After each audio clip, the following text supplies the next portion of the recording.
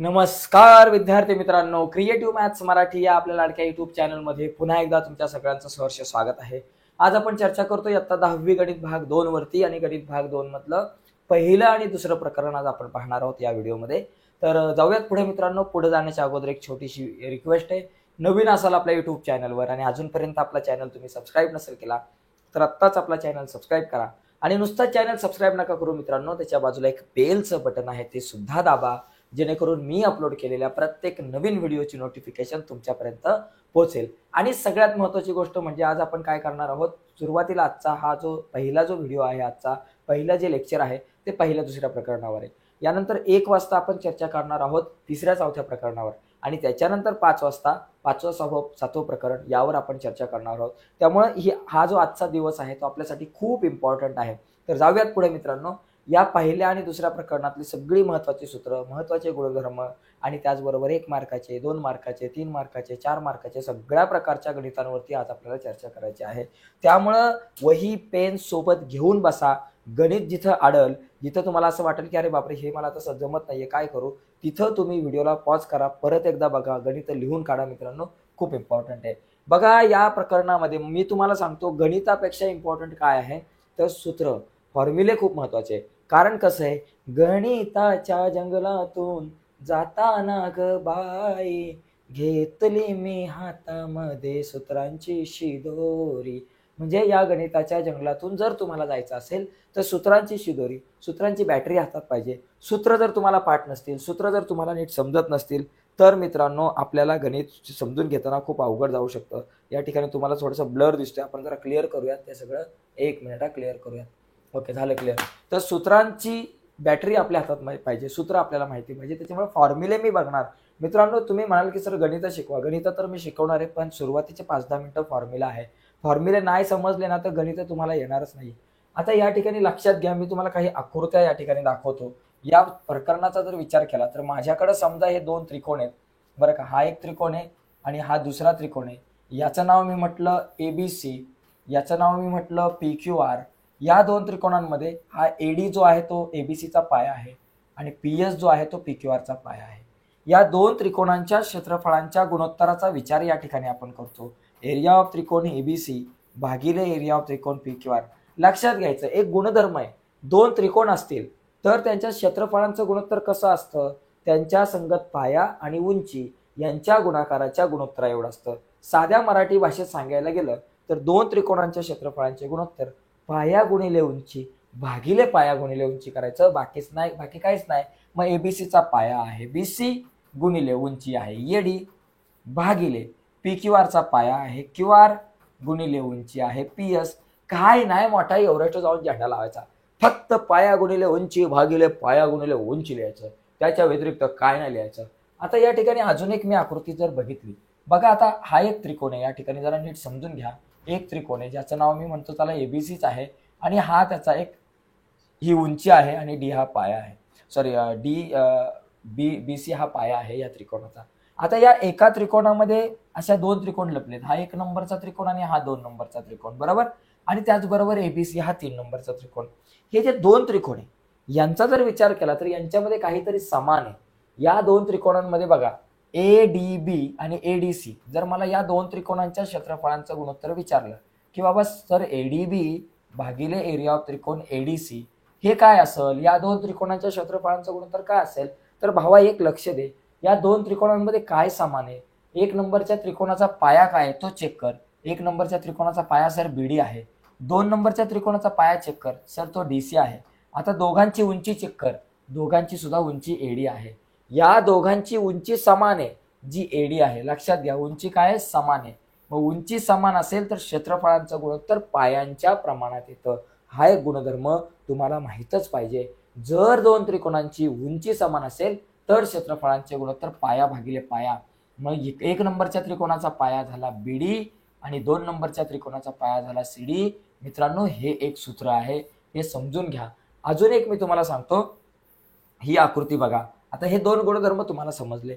आता मी एक तिसरी आकृती तुमच्या समोर काढतो. या तिसऱ्या आकृतीचा जर तुम्ही विचार केला PQR आणि S, या आकृतीचा जर विचार केला, यामध्ये माझ्याकडे 2 त्रिकोण आहे बघा. एरिया ऑफ त्रिकोण PQR आणि भागिले एरिया ऑफ त्रिकोण यस पी क्यू आर आणि यस क्यू आर. आता पी क्यू आर आणि एस क्यू आर मध्ये जर तुम्ही विचार केला, पी क्यू आर बघा, हा त्रिकोण पी क्यू आर याचा पाया काय बाबा क्यू आर, त्रिकोण पी क्यू आरचा पाया क्यू आर आहे. आणि त्याच्यानंतर त्रिकोण यस क्यू आर हा त्रिकोण आहे, त्याचा पण पाया क्यू आर आहे. या दोन्ही त्रिकोणांचा पाया मित्रांनो समान आहे. मग जर दोन त्रिकोणांचा पाया समान असेल तर क्षेत्रफळांचं गुणोत्तर काय असतं, उंचीच्या प्रमाणात. मग पाया समान तर उंची भागिले उंची. मग मला सांगा पी क्यू आर ची उंची काय बाबा पी क्यू आणि भागिले पी एस आर ची उंची काय बाबा एस आर. इथं मित्रांनो काय मोठा विषय नाहीये, 3 गुणधर्म डोक्यात फिट करा. दोन त्रिकोणांच्या क्षेत्रफळांचे गुणोत्तर पाया गुणिले उंची भागिले पाया गुणिले उंची. पाया समान असेल उंची समान असेल तर क्षेत्रफळांचे गुणोत्तर पाया भागिले पाया, पाया समान असेल तर उंची भागिले उंची. आणि अजून एक गुणधर्म आहे, जर दोन त्रिकोणांचा पाया आणि उंची समान असेल तर त्यांच्या क्षेत्रफळ सारखे असते दोघांचे. बघा हे 3 गुणधर्म, त्रिकोणांच्या क्षेत्रफळांचे गुणोत्तर पाया उंची यांच्या गुणाकार एवढे असते. उंची समान असेल तर क्षेत्रफळांचे गुणोत्तर पायांच्या प्रमाणात, आणि समान पाया असेल इथं पाया समान असेल तर क्षेत्रफळांचे गुणोत्तर उंचीच्या प्रमाणात. तर हे गुणधर्म माहिती असेल तर पुढे. त्याच्यानंतर या प्रकरणामध्ये आणखी एक गुणधर्म आहे, तो म्हणजे प्रमाणाच्या मूलभूत प्रमेयाचा. मित्रांनो लक्षात घ्या, एक अशी आकृती आली गणितामध्ये भूमितीमध्ये, लक्षात घेणं गरजेचं आहे. आता ही जर माझ्याकडे एक अशी आकृती आली, या ठिकाणी इथं मी म्हटलं ही एल आहे, इथं आहे, या ठिकाणी हे दोघं जण एकमेकांना समान आहे. अशी जर आकृती आली तर समजायचं हे प्रमाणाचं मूलभूत प्रमेय. हे दोघं जण एकमेकांना समांतर आहे, रेषा एल समांतर बीसी आणि इथं आहे पी आणि इथं क्यू आहे. अशी आकृती आली तर समजायचं ही कुठली प्रमाणाच्या मूलभूत प्रमेयाची आकृती आहे. आणि मग या आकृतीवरून सूत्र कसं तयार होतं, एपी भागिले पीबी. काय बाबा एपी भागिले पीबी बरोबर एक्यू भागिले क्यूसी. एक्यू भागिले क्यूसी. हा त्रिकोण जर का वेगळा असेल, हे नाव असेल पी क्यू आर, आणि इथं जर का तुमच्याकडे ए आणि बी असेल तर सूत्र काय होईल, पी ए भागिले ए क्यू. बरं का, पी ए भागिले ए क्यू बरोबर पी बी भागिले बी आर. भूमितीमध्ये गंमत आहे बघा, आकृत्या सेम आहे पण सूत्र तुम्ही जर बघितली तर इथं एपी, इथं एपी छेद पीबी आलं, इथं पी ए छेद ए क्यू आलं. म्हणजे या ठिकाणी लक्षात घेणं गरजेचं आहे की भूमितीमध्ये सूत्र पाठ नाही करायचे, आपल्याला सूत्र समजून घ्यायचे. आकृतीवरून सूत्र तयार करता आले पाहिजे.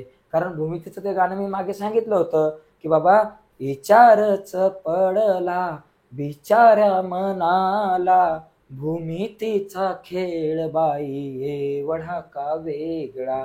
बरं का, विचारच पडला बिचाऱ्या मनाला, भूमितीचा खेळ बाई एवढा का वेगळा. आकृत्यांवरून सूत्र तयार करा, भूमितीच्या नगरीची सोपी होईल वाट. म्हणजे आकृत्यांवरून सूत्र तयार करणं गरजेचं आहे. आकृत्यांवरून तुम्हाला सूत्र तयार करता आलं तर भूमितीची वाट सोपी होईल, नाहीतर बिकट वाट होण्याची शक्यता दाट आहे. आणि त्याच्यानंतर प्रमाणाच्या मूलभूत प्रमेयाचा व्यत्यास आहे, त्यावर आपण चर्चा करूयाच नंतर. आणि त्याच्यानंतर 3 समांतर रेषांच्या आंतरछेदाचा एक गुणधर्म आहे. आता ही एक रेषा आहे, ही दुसरी एक रेषा आहे, ही तिसरी रेषा आहे. ही बाबा तुमच्याकडे समजा इना आहे, ही मीना आहे, डिका आहे. इना मीना डिका 3 रेषा आहेत. आणि त्याच्यानंतर इथं दोन या 3 रेषा एकमेकांना कशा आहेत, समांतर आहेत. बरं का. आणि त्याच्यानंतर इथं एल आणि यस ह्या 2 रेषा या छेदिका आहेत. तर इथं काय सूत्र तयार होईल बघा, एक लक्षात घ्या.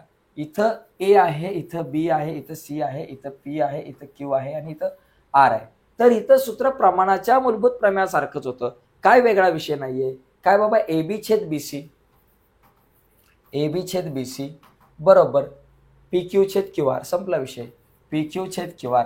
भावांनो इथं आकडे बदलतील, एबीसीच्या ऐवजी एस टी आर वगैरे असेल, याच्याऐवजी एल असेल, काही असेल. हा भाग भागिले हा भाग बरोबर हा भाग भागिले हा भाग. तर तुम्हाला या ठिकाणी इथं सूत्र तयार करता येईल. तर हे एक सूत्र, हा एक फॉर्म्युला महत्वाचा आहे. त्याच्यानंतर या प्रकरणामध्ये कोन दुभाजकाचं प्रमेय. बघा या ठिकाणी लक्षात घ्या, अशा प्रकारे जर का तुम्हाला 2 डोळे आले, हे 2 डोळे जर दिसले ए बी सी, हे 2 डोळे दिसले, डोळे तेरे मस्त मस्त डोळे, ओके. ते डोळे नाही, हे डोळे कोन दुभाजकाचे आहे. किंवा या डोळ्यांच्या ऐवजी समजा तुम्हाला 2 चांदण्या दिसल्या, चांदण्या दिसल्यावर गाणं नका म्हणू, ओ ओ ओ चांदणी, हा लगेच गाणं सुरू होतं आपलं, आणि इथं म्हणा यस. आता इथं 2 अशा प्रकारे डोळे दिसले, 2 चांदण्या दिसल्या की समजायचं कोन दुभाजकाचं प्रमेय आहे.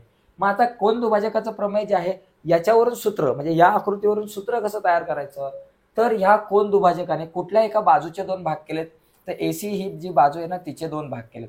तिचे दोन काय भाग केलेत, एडी आणि डीसी केले. मग सूत्र तयार होतं एडी भागिले डीसी. बरोबर, ह्या बाजूचा विषय संपला. आता दुसऱ्या बाजू ज्या आहेत त्यांचं गुणोत्तर ए पासूनच सुरुवात करायची. ही तर कशी ए पासून केली एडी छेद डीसी, मग दुसऱ्या साईडला ए बी छेद बीसी, उरलेल्या दोन बाजू ए बी छेद बीसी. तसाच इथं विषय येतोय. इथं कोणाचे दोन भाग झालेत, पी आरचे दोन भाग झालेत. काय झालेत, पी एस भागिले एस आर असे पी आरचे दोन भाग झालेले आहेत. मग सूत्र बघा, पी एस छेद एस आर लिहिलं. आता दुसरं गुणोत्तर जे आहे ते पण पी पासून लिहायचं, पी क्यू छेद क्यू आर, पी क्यू छेद क्यू आर, संपला विषय. तर अशा प्रकारे कोन दुभाजकाचा गुणधर्म आला, कोन दुभाजकाचं प्रमेय आलं, तर हे अशा प्रकारे तुम्हाला सूत्र लिहिता आलं पाहिजे. पुढे त्रिकोणाच्या समरूपतेच्या काही कसोट्या आहेत त्या समजून घेणं गरजेचं आहे आपल्याला. आणि यानंतर समरूप त्रिकोणांच्या क्षेत्रफळांचे प्रमेय. म्हणजे बघा, त्रिकोण एबीसी, जर आपल्याकडे दोन त्रिकोण आहेत, त्रिकोण एबीसी समरूप त्रिकोण पी क्यू आर, दोन त्रिकोण समरूप असेल तर यांच्या क्षेत्रफळांचं गुणोत्तर म्हणजे एरिया ऑफ त्रिकोण एबीसी भागिले एरिया ऑफ त्रिकोण पी क्यू आर बरोबर काय असतं, बाजू वर्ग भागिले बाजू वर्ग. लक्षात घ्या, दोन त्रिकोण समरूप असतील तर त्यांच्या क्षेत्रफळांचं गुणोत्तर असतं बाजू वर्ग भागिले बाजू वर्ग. एबीसी ची बाजू एबी आणि पी क्यू आर ची बाजू पी क्यू चा वर्ग. अशा प्रकारे लक्षात घ्या, दोन समरूप त्रिकोण असतील आणि त्यांच्या क्षेत्रफळांचा विषय असेल तर दोन समरूप त्रिकोणांच्या क्षेत्रफळांचं गुणोत्तर बाजू वर्ग भागिले बाजू वर्ग असतं. आता प्रत्यक्षात गणितामध्ये उडी मारूयात. हे गुणधर्म जर क्लिअर असेल तर गणित सोडवण्यात मजा आहे, नाहीतर आयुष्य एक सजा आहे, हे लक्षात घ्या. आता या ठिकाणी लक्षात घ्या, दोन समरूप त्रिकोणांच्या, बघा या कन्सेप्टवर आधारित मी तुम्हाला सांगतो मित्रांनो, बोर्डाच्या परीक्षेला 100% प्रश्न विचारला जातो समरूप त्रिकोणाच्या कन्सेप्टच्या वर आधारित. बघा, दोन समरूप त्रिकोणांच्या संगत बाजूंचे गुणोत्तर 3:5 आहे व त्यांच्या क्षेत्रफळांचे गुणोत्तर. बघा आता गुणधर्म बघितला, दोन त्रिकोण समरूप आहेत तर त्यांच्या क्षेत्रफळांचं गुणोत्तर कसं असतं, बाजू वर्ग छेद बाजू वर्ग. माहिती आहे आपल्याला. आता आपण बघा, दोन त्रिकोण आहे, एकाची बाजू 3 आहे, एकाची 5 आहे, म्हणजे एक त्रिकोण लहान आहे, एक त्रिकोण मोठा आहे. मग आपण काय करू, लहान त्रिकोणाचे क्षेत्रफळ, अशा टायमाला म्हणायचं लहान त्रिकोणाचे क्षेत्रफळ A1 व बाजू जी आहे त्याची S1 मानू व त्याची बाजू जी आहे S1 मानू. मानलं. त्याच्यानंतर मोठ्या त्रिकोणाचे क्षेत्रफळ, मोठ्या त्रिकोणाचे क्षेत्रफळ A2 म्हणू, मोठ्या त्रिकोणाचे क्षेत्रफळ A2 व बाजू S2 मानू. ओके, S2 मानू. झालं, या ठिकाणी विषय संपला. एकाचे क्षेत्रफळ A1 बाजू S1 म्हटलं, दुसऱ्याचं क्षेत्रफळ A2 बाजू S2 म्हटलं. मला काय दिलंय रे भावांनो, बाजूंचं गुणोत्तर दिले. बाजूंचं गुणोत्तर म्हणजे S1 भागिले S2 किती दिलंय, 3/5 हे मला दिलेलं आहे आणि सांगितलंय की क्षेत्रफळांचं गुणोत्तर काढा. आता इथं दिलेले त्रिकोण कसे आहेत, समरूप आहेत. इथं लिहायचं, आपल्याला जे दिलेले त्रिकोण आहेत ना, दिलेले त्रिकोण समरूप आहेत, दिलेले त्रिकोण समरूप आहेत. ओके, मग समरूप असतील तर त्यांच्या क्षेत्रफळांचं गुणोत्तर A1 भागिले A2 हे यांची क्षेत्रफळ आहेत. समरूप आहेत तर मग यांच्या क्षेत्रफळांचं गुणोत्तर काय असतं, बाजू वर्ग भागिले बाजू वर्ग. आत्ताच गुणधर्म बघितला, A1 ची बाजू किती S1, S1 चा वर्ग भागिले A2 ची बाजू काय S2 त्याचा वर्ग. आता मला सांगा बरोबर, S1 किती 3, S2 5, माहिती लिहा 3चा वर्ग भागिले 5चा वर्ग, 3चा वर्ग 9, 5चा वर्ग 25, उत्तर आलं 9/25. विषय संपला. या प्रकारचा प्रश्न दरवर्षी विचारला जातो या कन्सेप्टवर आधारित. कधी कधी काय होईल, आता इथं त्रिकोणाचं गुणोत्तर दिले ना, बाजूंचं गुणोत्तर दिलंय आणि त्रिकोणाच्या क्षेत्रफळांचं गुणोत्तर काढायला सांगितलंय. कधी कधी त्रिकोणाच्या क्षेत्रफळांचं गुणोत्तर देतील आणि बाजूंचं गुणोत्तर काढायला सांगितलं जाईल. ओके, किंवा कधी कधी दोन क्षेत्रफळ दिली जातील आणि बाजूंचं गुणोत्तर. तर अशा प्रकारे फिरून फिरून प्रश्न विचारला जाऊ शकतो. बघा इथं कसा विचारलाय, त्रिकोण एबीसी समरूप पी क्यू आर. इथं समरूपतेचं चिन्ह आहे. काय बाबा, त्रिकोण एबीसी समरूप त्रिकोण पी क्यू आर. बघा लक्षात घ्या, दोन त्रिकोण समरूप दिलेत आणि शेवटी त्या इथं हा थोडासा वेगळा प्रश्न आहे. समरूप आहे म्हणजे इथं काय दिले, एक बाजू दिले AB, दुसरी बाजू दिले PQ, तिसरी QR दिली आणि BC काढायचे. आता इथं क्षेत्रफळांचा काय विषयच नाहीये. दोन त्रिकोण समरूप आहे तर त्यांच्या बाजू कशा असतात, प्रमाणात असतात. क्षेत्रफळाचा विषय नाहीये, मी इथं फक्त बाजूचाच विषय आहे. 3 बाजू दिल्यात आणि चौथी बाजू काढायची. मग समरूप असतील तर त्यांच्या बाजू कशा असतात, प्रमाणात असतात. मग AB दिले, मग AB छेद AB ची जोडी PQ बरोबर BC छेद QR. BC दिलंय आणि छेद QR. आता इथं लिहायचं समरूप त्रिकोणाच्या संगत बाजू. हा प्रश्न बोर्डाच्या परीक्षेला आला होता. ओके. आता AB छेद PQ, AB 4 PQ 6. इथे लिहिलं 4, इथे लिहिलं 6 बरोबर. BC मला काढायचे आणि QR दिलेली आहे 9.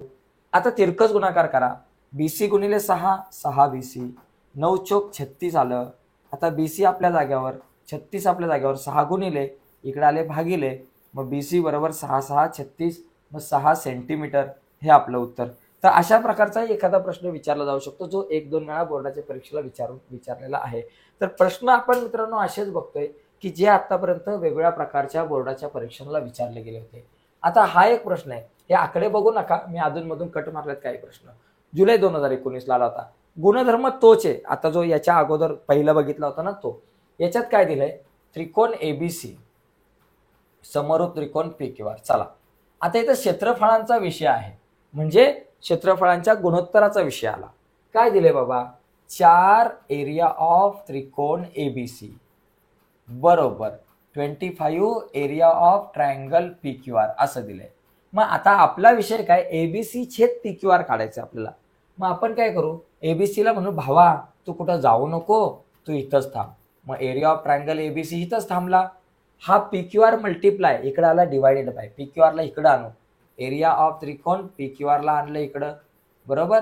हा 25 आपल्या जाग्यावर आणि हा 4 आहे त्याला पण पलीकडे नेऊ. हा 4 मल्टिप्लाय तिकडे गेला 4 डिवायडेड बाय झाला. आपल्याला काय करायचं, आता हे त्रिकोणाच्या क्षेत्रफळांचं गुणोत्तर मिळालं.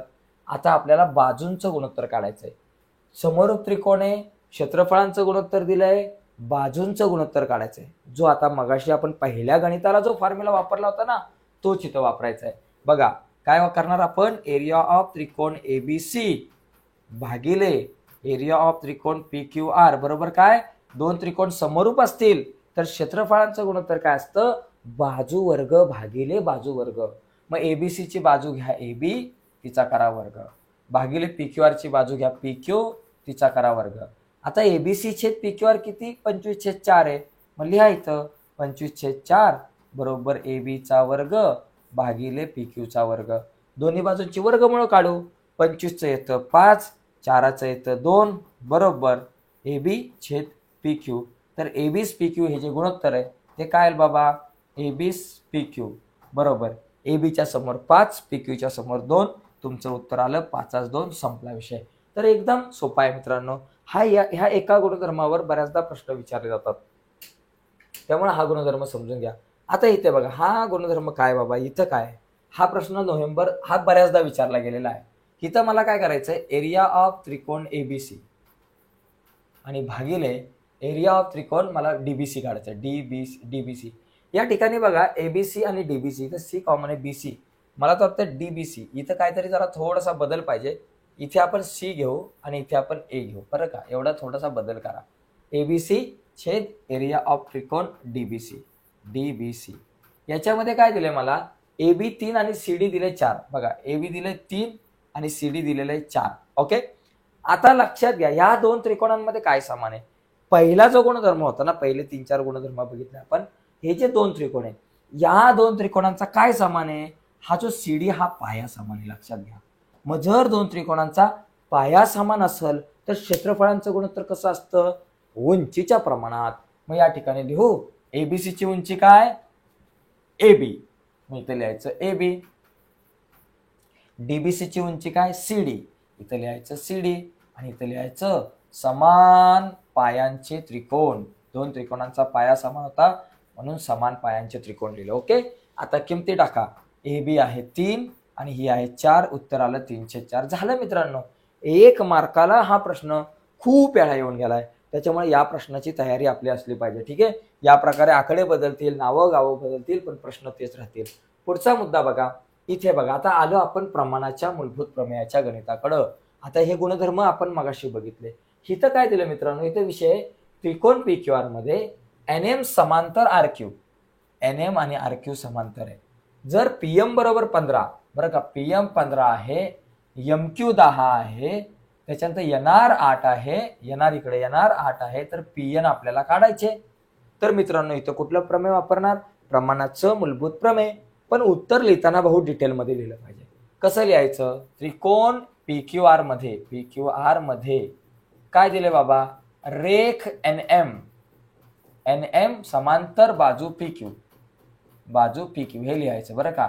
याच्यामध्ये रेख NM समांतर बाजू PQ, बरोबर. PQ नाही, RQ समांतर बाजू RQ, बरोबर. समांतर बाजू RQ, NM समांतर RQ आहे. म्हणून प्रमाणाच्या मूलभूत प्रमेयानुसार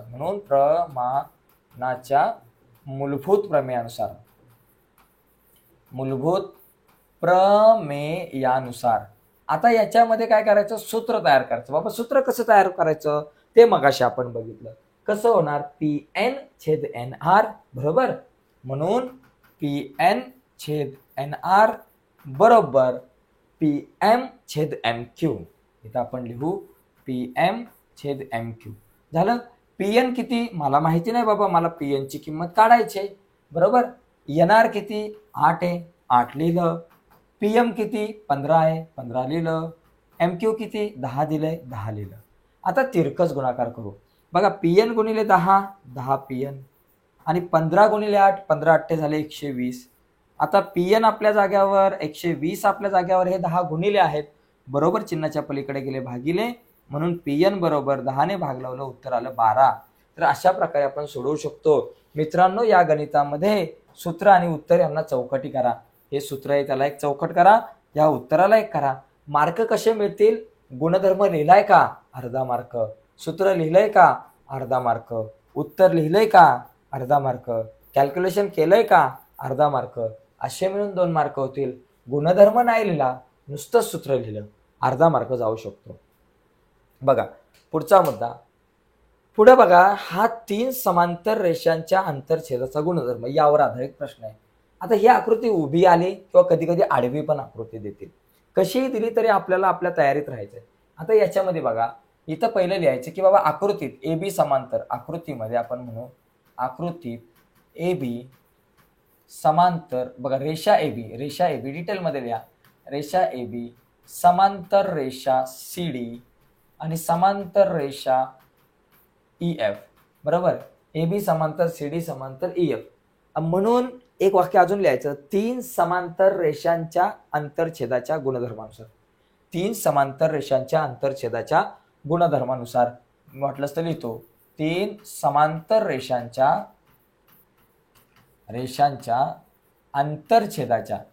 आंतरछेदाच्या गुणधर्मानुसार. ओके, गुणधर्मानुसार किंवा सूत्रानुसार. गुणधर्मानुसार काय सूत्र तयार होईल या ठिकाणी? सूत्र कसं तयार होतं? प्रमाणाच्या मूलभूत प्रमेयासारखंच. मगाशी आपण बघितलं कसं,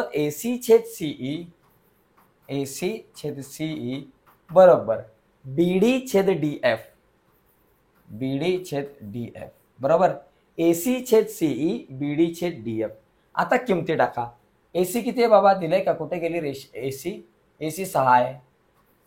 त्याच्यानंतर CE किती आहे बाबा? 9 आहे. त्याच्यानंतर BD दिले का? दिले 8. आणि आता कशाची? DF ची मला किंमत काढायची. आता तिरकस गुणाकार केला की येईल बघा. 6 गुणिले DF 6 DF. त्याच्यानंतर 9 8 72 झालं. मला DF ची किंमत काढायची. DF आपल्या जागेवर, 72 आपल्या जागेवर, 6 गुणिले इकडे आले भागिले. आता या ठिकाणी DF बरोबर किती?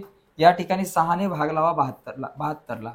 6 1 6, 7तून 6 गेले आपल्याकडे राहिला 1, वरून आलं 2 आणि 6 2 12, 12 72, उत्तर आलं 12. तर DF बरोबर मला किती मिळालं? 12 मिळालं. तर अशा प्रकारे करू शकतो मित्रांनो. एकदा सूत्र सापडलं ना की सूत्रात किमती टाकून कॅल्क्युलेशन करणं सोपं असतं. पण फॉर्म्युला तयार करणं ते आपल्यासाठी खूप महत्त्वाची गोष्ट आहे. फॉर्म्युले तयार करता आलं पाहिजेत. आता हे कोन दुभाजकाच्या गुणधर्मावर आधारित गणित आलं आपल्याकडे. कोन दुभाजकाचा गुणधर्म. आता याच्यामध्ये काय बाबा, मला माहिती आहे की असे जर 2 डोळे मला दिसले तर समजायचं इथं कोन दुभाजकाचं प्रमेय आहे. आता आकृती बदलेल बरं का. मी तुम्हाला सांगितलं अशा ऐवजी अशी आकृती आली, काय फरक पडला? ओके, किंवा या ठिकाणी कोन दुभाजक इथून असा आला, काय फरक पडला? मित्रांनो, सूत्र तयार करता आलं पाहिजे. जसं मी मगाशी सांगितलं तसं आता इथं उत्तर लिहिताना काय लिहायचं बघा, उत्तर लिहिताना लिहायचं त्रिकोण MNP मध्ये या त्रिकोणामध्ये मला काय दिलंय की NQ जो आहे, रेख NQ हा कोण MNP चा काय बाबा दुभाजक आहे, MNP चा कोण दुभाजक आहे, कोण दुभाजक आहे. मग कोण दुभाजक आहे म्हणून कुठल्या प्रमेयानुसार, कोण दुभाजकाच्या प्रमेयानुसार, म्हणून कोण दुभाजकाच्या प्रमेयानुसार, म्हणून कोण दुभाजकाच्या प्रमेयानुसार. मग इथं कोण दुभाजकाच्या प्रमेयानुसार काय सूत्र तयार होईल या ठिकाणी बघा, कोण दुभाजकाने कुठल्या बाजूचे दोन भाग केलेत, या MP चे, काय आहे MQ आणि QP. मग इथं लिहायचं MQ छेद QP लिहिलं आणि मग पुढे M पासूनच सुरुवात करायची, MN छेद NP. ओके, MN छेद NP झालं. याला मस्त चौकट करा बाबा, तुला केली चौकट, तुला दिला मान सन्मान सगळं द्या त्याला. आता याच्यात किमती टाका. MQ किती बाबा मला दिले 2.5. ओके बाबा 2.5 दिलं. QP मला काढायचे. पुढे मला MN किती दिले 5 आणि ही दिले 7. 5 भागिले 7. आता तिरकस गुणाकार करा. QP गुणिले 5 5 QP होतील बरोबर. 7 गुणिले 0.5 सॉरी 7 गुणिले 2.5 यांचा गुणाकार, या दोघांचा गुणाकार. आता मला QP काढायचंय. QP ला म्हणायचं भावा तू इथंच थांब, पुढे जाऊ नको. 7 गुणिले 25 ला पण 7 गुणिले 2.5 ला पण म्हणायचं तू पण पुढे पळू नको. हा 5 गुणिले इकडे आला भागिले झाला 5.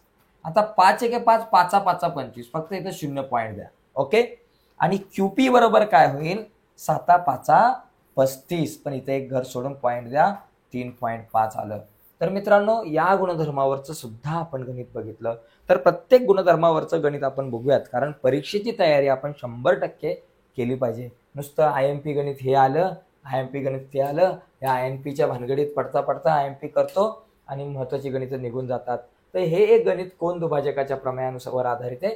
तर हे पण आपल्याला असंच सोडवायचं आहे की बाबा इथं बघा, आता मी पटापट सोडून सांगतो, डिटेल लिहित नाही. इथं कोण दुभाजक आहे, मग इथं AD छेद DC सूत्र काय तयार होणार, AD छेद DC बरोबर AB छेद BC. आता काय करायचं, किमती टाकायच्या. बाबा तुम्हाला वाटेल की सर आता कसं काय गणित मला जमन का, इथं किमती नाही आहेत, इथं X Y वगैरे दिलेलं आहे, X वगैरे दिले, सगळीकडे X दिले, कसं सोडवू मी. टेन्शन नाही घ्यायचं. आपण काय करू, किमती तरी टाकू ना बाबा. X-2 AD आहे X-2, DC आहे X+2. ठीक आहे बाबा, लिहिलं. त्याच्यानंतर AB आहे X आहे आणि त्याच्यानंतर खाली आहे X+5 आहे. ठीक आहे, आपण काय करू, आता इथपर्यंत आलो, आता तिरकस गुणाकार करू. पहिलं या दोघांचा करा, कोणाचाही करा, काय फरक पडत नाही. चला पहिलं मी काय करतो, या दोघांचा करतो. X गुणिले X+2 आणि बरोबर X-2 गुणिले X+5. ठीक आहे, पहिला तर इथं बघा X गुणिले X वर्ग अधिक X गुणिले 2 2X झालं बरोबर. आता इथे X-2 ने X+5 ला गुणू. पहिले X ने गुणा X+5 ला आणि नंतर ह्या -2 ने गुणा X+5 ला. हे सगळं कॅल्क्युलेशन करत करत आपण उत्तरापर्यंत पोहोचू. X वर्ग अधिक 2X बरोबर X गुणिले X चा वर्ग, X गुणिले 5 5X अधिक 5X, -2 गुणिले X 2X आणि -2 गुणिले 5 -10 झालं. आता इथे बघा हा X वर्ग कट होईल. राहील का बाबा, इथं 2X राहिले एकटे आणि पलीकडे राहिले 5तून 2 गेले 3X -10. आता एक काम करू, या -10 ला अलीकडे आणू. -10 अलीकडे आले अधिक 10, 3X आपल्या जागेवर अधिक 2X पलीकडे गेले -2X. मग 10 बरोबर 3तून 2 गेले 1X, X ची किंमत आली 10. तर अशा प्रकारे हे कॅल्क्युलेशन करून तुम्ही काढू शकता. ठीक आहे, हे पण कोन दुभाजकाच्या गुणधर्मावर आधारित होतं. इथे बघा, आता सिद्ध करायला सांगितलं जातं काही काही गोष्टी आपल्याला, त्या बघूयात. बघा या ठिकाणी मला काय सांगितलं, इथं सिद्ध करा. मित्रांनो सिद्ध करा, आलं तर घाबरायचं कारण नाहीये, टेन्शन अजिबात घ्यायचं नाही की बाबा सर कसं सिद्ध करू मी हे गणित. ज्या वेळेस एखादी सिद्धता येते, आता मला समजा ही सिद्धता सोडवायची, मी इथं लिहितो सिद्धता. ओके, सिद्धता सोडवत असताना लक्षात घ्या, पहिली पायरी या आकृतीचं ऑब्झर्वेशन करायचं आणि आकृतीचं ऑब्झर्वेशन करून त्या आकृतीमध्ये कोणती कोणती सूत्र लपलेत ती शोधून काढायची. मला सांगा या आकृतीमध्ये कुठली कुठली सूत्र लपलेत. बघा इथं 2 डोळे दिसले, म्हणजे इथं कोन दुभाजकाचा गुणधर्म त्याचं सूत्र वापरायचंय. त्याच्यानंतर दुसरी गोष्ट, या आकृतीमध्ये ईडी समांतर बीसी आहे. ह्या दोघी समांतर दिसल्यात म्हणजे इथं प्रमाणाचं मूलभूत प्रमेय पण वापरायचं आहे. तर आपण या ठिकाणी एक काम करू, तर ती जी काही सूत्र या ठिकाणी मला सापडतात ती सूत्र मी लिहून टाकतो. पहिला मुद्दा मी लिहितो, कोन दुभाजकाच्या प्रमेयानुसार त्रिकोण एबीसी मध्ये किरण बीडी हा कोन दुभाजक आहे. बरं का, वाटलंच तर इथं लिहितो, त्रिकोण एबीसी मध्ये किरण बीडी हा कोन दुभाजक आहे. आता एक हा किरण बीडी हा कोन दुभाजक आहे. बरं का, कोण आहे, कोन दुभाजक आहे. किंवा एक काम करतो, मी तुम्हाला शॉर्टकटमध्ये पटापट सांगतो, जास्त वेळ नको वाया जायला. तर पहिलं सूत्र काय होईल, कोन दुभाजकाच्या प्रमेयानुसार कोन दुभाजकाने याचे दोन भाग केलेत. बरोबर, याचे दोन भाग केलेत. काय भाग केलेत, एडी छेद डीसी. पण एकंदरीत डिटेलमध्ये देतो तुम्हाला, उलट गडबड नको समजायला. बाबा लिहूयात चला. त्रिकोण एबीसी मध्ये बीडी हा कोन दुभाजक आहे. बीडी हा कोन बी चा कोन दुभाजक आहे. बरोबर, कोन दुभाजक आहे, दुभाजक आहे. ठीक आहे, हा कोन दुभाजक आहे हे पक्षात दिलंय. म्हणून आपण या ठिकाणी दुसरा आकडा लिहू. कोन दुभाजकाच्या प्रमेयानुसार काय सूत्र होईल, या एडीचे दोन भाग झालेत. काय, एडी छेद डीसी, एडी छेद डीसी बरोबर, एडी छेद डीसी बरोबर एबी छेद बीसी. आपलं असं सूत्र होतं, बरोबर एबी छेद बीसी. हे सूत्र लिहिलं. कुठलं बाबा, कोन दुभाजकाचे प्रमेय, कोदुप्र. शॉर्टकटमध्ये लिहिलं, परीक्षेला तुम्हाला पूर्ण वाक्यात लिहायचंय. त्याच्यानंतर तिसरा मुद्दा, आता हे एक सूत्र होतं कोन दुभाजकाच्या प्रमेयाचं, ते लिहिलं मी. दुसरं इथं प्रमाणाच्या मूलभूत प्रमेयाचं पण सूत्र तयार होईल. कसं होईल बाबा, त्रिकोण एबीसी मध्ये इथं आपल्याला सांगितलंय त्यांनी की डीई समांतर बीसी, बाजू डीई समांतर बीसी. म्हणून इथं प्रमाणाच्या मूलभूत प्रमेयानुसार काय सूत्र होईल, या दोघी समांतर, त्याच्या समोर एई छेद ईबी बरोबर एडी छेद डीसी. किंवा अगोदर लिहा एडी छेद डीसी बरोबर, नंतर लिहा एई छेद ईबी. ओके, एई छेद ईबी. ठीक आहे, हे लिहिलं. याला म्हणा, हे कुठलं बाबा प्रमेय, प्रमाणाचे मूलभूत प्रमेय, प्रमाणाचे मूलभूत प्रमेय. मित्रांनो, दोन सूत्र लिहिली, दोन तयार झालेली ही दोन सूत्र लिहिली. आता पाचवा मुद्दा, एक लक्षात घ्या, मला सिद्ध काय करायचं होतं, हे करायचं होतं, एबी छेद बीसी बरोबर, बघा एबी छेद बीसी बरोबर एई छेद ईबी. आता मी ही दोन सूत्र लिहिली. आता दोन सूत्र लिहिलेपर्यंत आपल्याला काय डोकं चालवायचं नाहीये, आपल्याला डोकं इथून पुढे चालवायचंय. मला सांगा, या दोन सूत्रांचं ऑब्झर्वेशन करून तुम्हाला काय दिसतंय, की सर या ठिकाणी एडी छेद डीसी आणि एडी छेद डीसी ही डावी बाजू सारखी आहे. मग ही बाजू सारखी असेल तर हे दोघे पण कसे आले, सारखे आले. म्हणून फ्रॉम 1 and 4, 1 आणि 4 वरून एबी छेद बीसी बरोबर एई छेद ईबी झालं. तर हे असं आपल्याला लिहिता येऊ शकतं. ठीक आहे, आता याच्यानंतर आपण पुढच्या प्रश्नाकडे जाऊयात. बघा, इथं हा प्रश्न एका वर्षी बोर्डाच्या परीक्षेला आला होता. याच्यामध्ये काय दिले बाबा, इथं आपल्याला काय सिद्ध करायचे, सिद्धता या ठिकाणी आपण डायरेक्ट लिहूयात सिद्धता. तर या ठिकाणी मला काय करायचं, काय सिद्ध करायचं आहे, की काय दिले बघा, एपी छेद सीपी आणि बीपी छेद डीपी दिले. तर बघा, एपी छेद सीपी आणि बीपी छेद डीपी या दोन बाजूंचा विषय दिलाय. म्हणजे एपी छेद सीपी आणि बीपी छेद डीपी हे असं गुणोत्तर आपल्याला दिलेलं आहे, सारखं आहे. तर सिद्ध करा की एबीपी कुठला त्रिकोण बाबा, त्रिकोण एबीपी व त्रिकोण सीडीपी मध्ये. एकदम सोपा प्रश्न होता. या दोन त्रिकोणांमध्ये आपल्याला हे दोन त्रिकोण समरूप दाखवायचे. मग या दोन त्रिकोणांमध्ये पहिली एक गोष्ट दिलेली आहे, एपी छेद सीपी बरोबर बीपी छेद डीपी. बरं का, हे आपल्याला पक्षामध्ये दिलंय, एपी छेद सीपी बरोबर बीपी छेद डीपी, हे झालं पक्ष. आता इथं बघा नेमकी कुठली कसोटी असेल. आता ह्या दोन बाजू ऑलरेडी आहेत, म्हणजे बाबा या ठिकाणी आहे, बाजू बाजू बघा काय दिलंय, एपी छेद पीसी ही बाजू म्हणजे हा बा, आणि बीपी छेद पीडी छेद काय असेल, पीबी छेद डीपी काय दिलं, बीपी छेद डीपी दिलंय, म्हणजे ही पण बाजू. या दोन बा बा आहे. अजून आता याच्यामध्ये तिसरा घटक कुठला आहे, म्हणजे ह्या दोन बाजूंचं गुणोत्तर सारखं आहे. तिसरा घटक दिसतोय का कुठला, तर इथं बघा हा एक विरुद्ध कोन आहे, अपोजिट अँगल आहे, विरुद्ध कोन आहे. म्हणजे हा एक कोन आला जो एकरूप आहे. या कोणांची जोडी विरुद्ध कोन एकरूप असतात, म्हणून बाकोबा कसोटीनुसार दोन त्रिकोण समरूप असतील. फक्त इथे लिहायचं की बाबा कोन एपीबी एकरूप कोन सीपीडी. सीपीडी हे कुठले कोण आहेत? विरुद्ध कोण. शॉर्टकटमध्ये लिहितो विको. विको टर्मरिक क्रीम नका, विरुद्ध कोण म्हणा.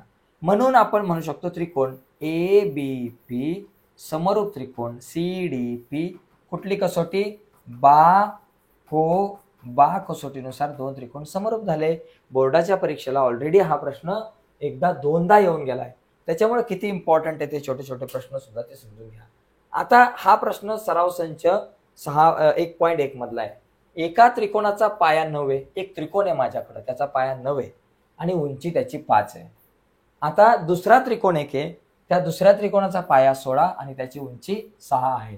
तर यांच्या क्षेत्रफळांचे गुणोत्तर काढा. बघा, एका त्रिकोणाचा पाया आणि उंची दिले आणि त्याचबरोबर दुसऱ्या त्रिकोणाचा पण पाया आणि उंची दिले. आपल्याकडे काय गुणधर्म आहे की बाबा दोन त्रिकोणांच्या क्षेत्रफळांचं गुणोत्तर पाया गुणिले उंची भागिले पाया गुणिले उंची असतं. मग इथं आपण लिहू की बाबा लहान बघा ठीक आहे, एका त्रिकोणाचे क्षेत्रफळ समजा आपण म्हणू एका त्रिकोणाचे क्षेत्रफळ आपण A1 ओके कॉमा पाया म्हणजे बेस B1 व उंची H1 मानू. बरोबर, H1 मानू. एका त्रिकोणाचे क्षेत्रफळ A1 पाया B1 आणि उंची H1 मानू. मग हे सगळं मानलं तर मग आणि दुसऱ्या त्रिकोणाचा आता विचार करू. दुसऱ्या त्रिकोणाचे क्षेत्रफळ दुसऱ्या त्रिकोणाचे क्षेत्रफळ एकाचं A1 घेतलं, दुसऱ्याचं क्षेत्रफळ A2. एकाचा पाया B1 आहे, दुसऱ्याचा पाया B2 ओके व उंची H2 मानू. उंची H2 मानू. हे सगळं मानलं. आता काय करायचं बघा, मला काय दिलंय? एका त्रिकोणाचा पाया 9 उंची 5 आहे, म्हणजे B1 बरोबर 9 आणि H1 बरोबर 5 आहे. दुसऱ्या त्रिकोणाचा पाया म्हणजे B2 बरोबर 10 आणि त्याची उंची म्हणजे H2 बरोबर 6. हा प्रश्न आकडे बदलून येऊ शकतो किंवा असाच्या असा येऊ शकतो. महत्वाचा आहे बघा, एकाचा पाया उंची दुसऱ्याची पाया उंची आहे, तर यांच्या क्षेत्रफळांचं गुणोत्तर काय असतं? A1 छेद A2. दोन त्रिकोणांच्या क्षेत्रफळांचं गुणोत्तर हे त्यांच्या संगत पाया आणि उंची यांच्या गुणाकाराच्या गुणोत्तरा एवढं असतं. पहिला गुणधर्म आपण आज बघितलेला आहे, म्हणजे पाया गुणिले उंची भागिले पाया गुणिले उंची. A1 चा पाया B1 गुणिले उंची H1, A2 चा पाया B2 गुणिले उंची H2. किमती टाका. B1 H1 9 गुणिले 5, B2 H2 10 गुणिले 6, 9 5 45, 10 सक 60. 60 आणि 45 कितीच्या पाड्यात येतात? 15. 15 चौक 60 सॉरी 15 त्रिक 45 आणि 15 चौक 60. गुणोत्तर आलं 3:4. तर अशा प्रकारे या गणिताकडे आपल्याला बघता येऊ शकतं. ठीक आहे, आता पुढे जाऊयात आपण. पुढचा मुद्दा बघा या ठिकाणी की इथे बघा, हे गणित आता आपण काल्पनिक या प्रकारच्या गणितावर थोडीशी चर्चा केली होती. शेजारील आकृतीमध्ये या आकृतीमध्ये काय दिलंय? मला दोन त्रिकोणांच्या क्षेत्रफळांचं गुणोत्तर काढायचंय. ABC छेद DBC. बरं का, एरिया ऑफ त्रिकोण ABC भागिले एरिया ऑफ त्रिकोण DBC यांच्यात काय बाबा, याच्यामध्ये मला AE 4 दिलाय, म्हणजे हा जो ही जी AE आहे या एका त्रिकोणाची उंची म्हणजे त्रिकोण ABC हा दिसला तुम्हाला पांढऱ्या कलर मध्ये, हा त्रिकोण ABC. या ABC ची उंची जी आहे AE ती उंची किती दिलेली आहे? 4 आहे. बरं का, त्याच्यानंतर दुसरा एक त्रिकोण आहे. दुसरा त्रिकोण कुठला? या ठिकाणी आपल्याला दिलंय DF.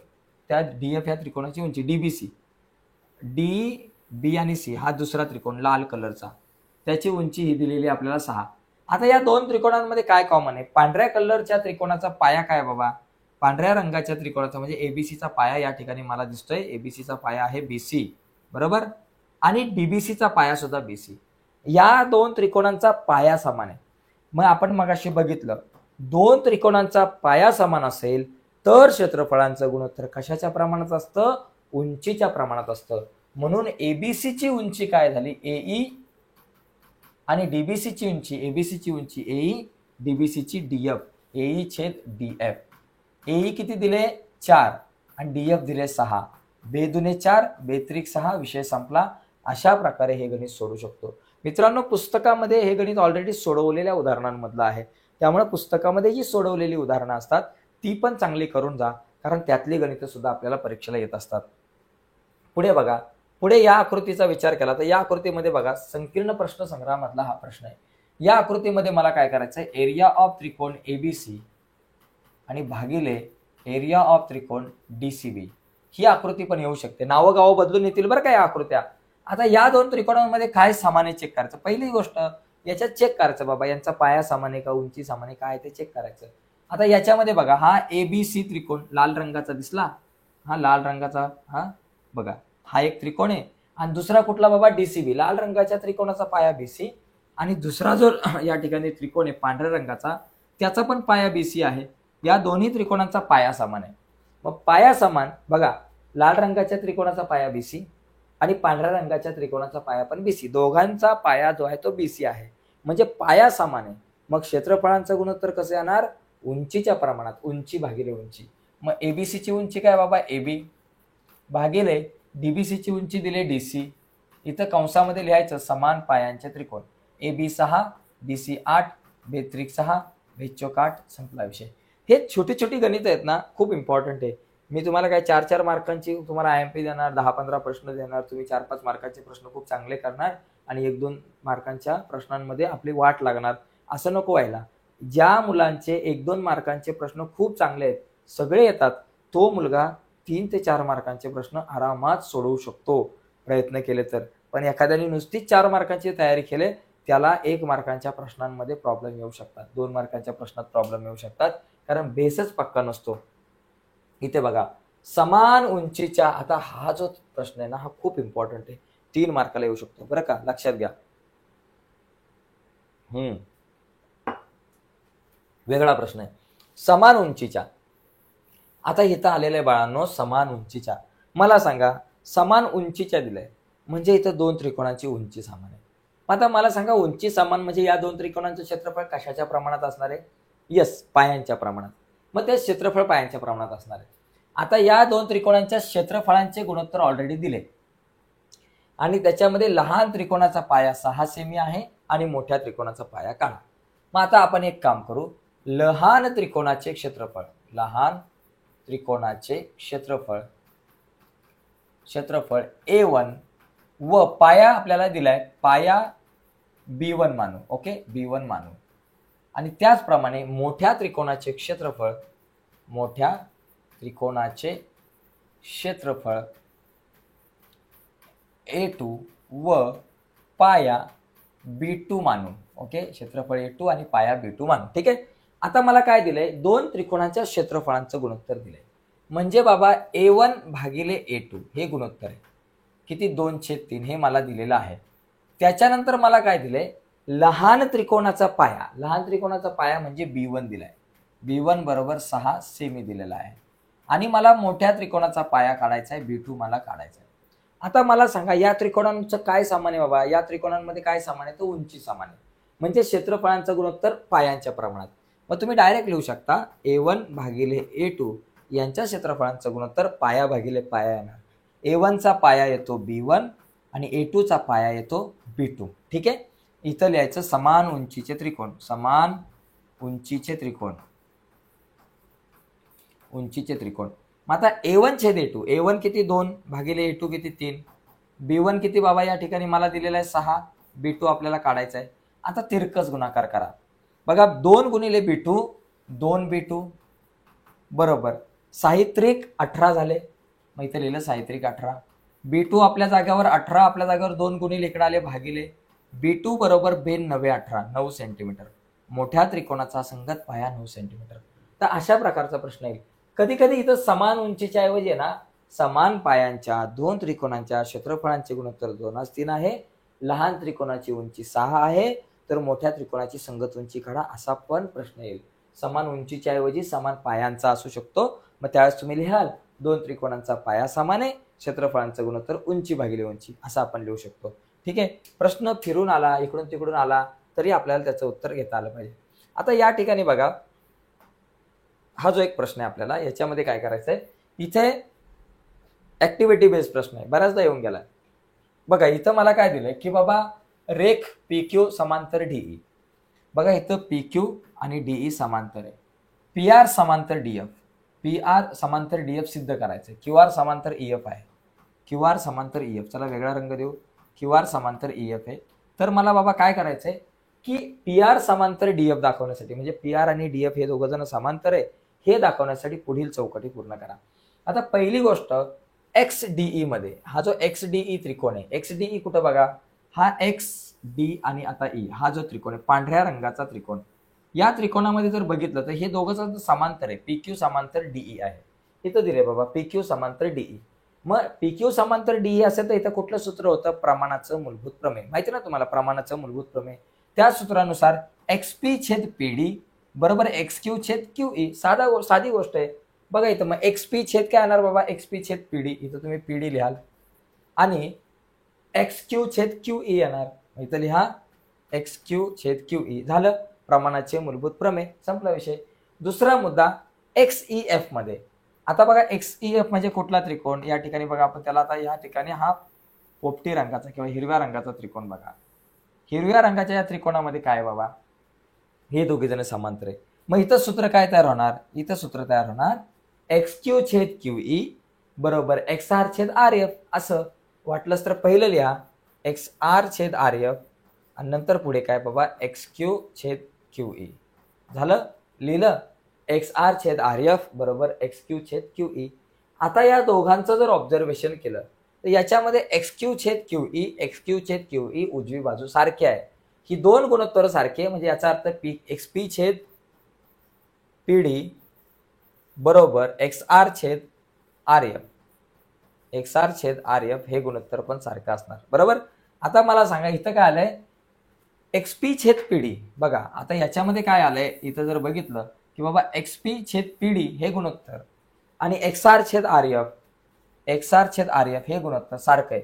मग ही दोन गुणोत्तर सारखी असेल तर ह्या दोन रेषा पायथागोरसच्या आपल्या प्रमाणाच्या मूलभूत प्रमेयाच्या व्यत्यासानुसार समांतर असतात. म्हणून इथे लिहिलं पी आर समांतर डी एफ प्रमाणाच्या मूलभूत प्रमेयाचा व्यत्यास. म्हणजे इथे आपल्याला अशा प्रकारे हा प्रश्न येऊ शकतो, 3 मार्काला येऊ शकतो. ठीक आहे.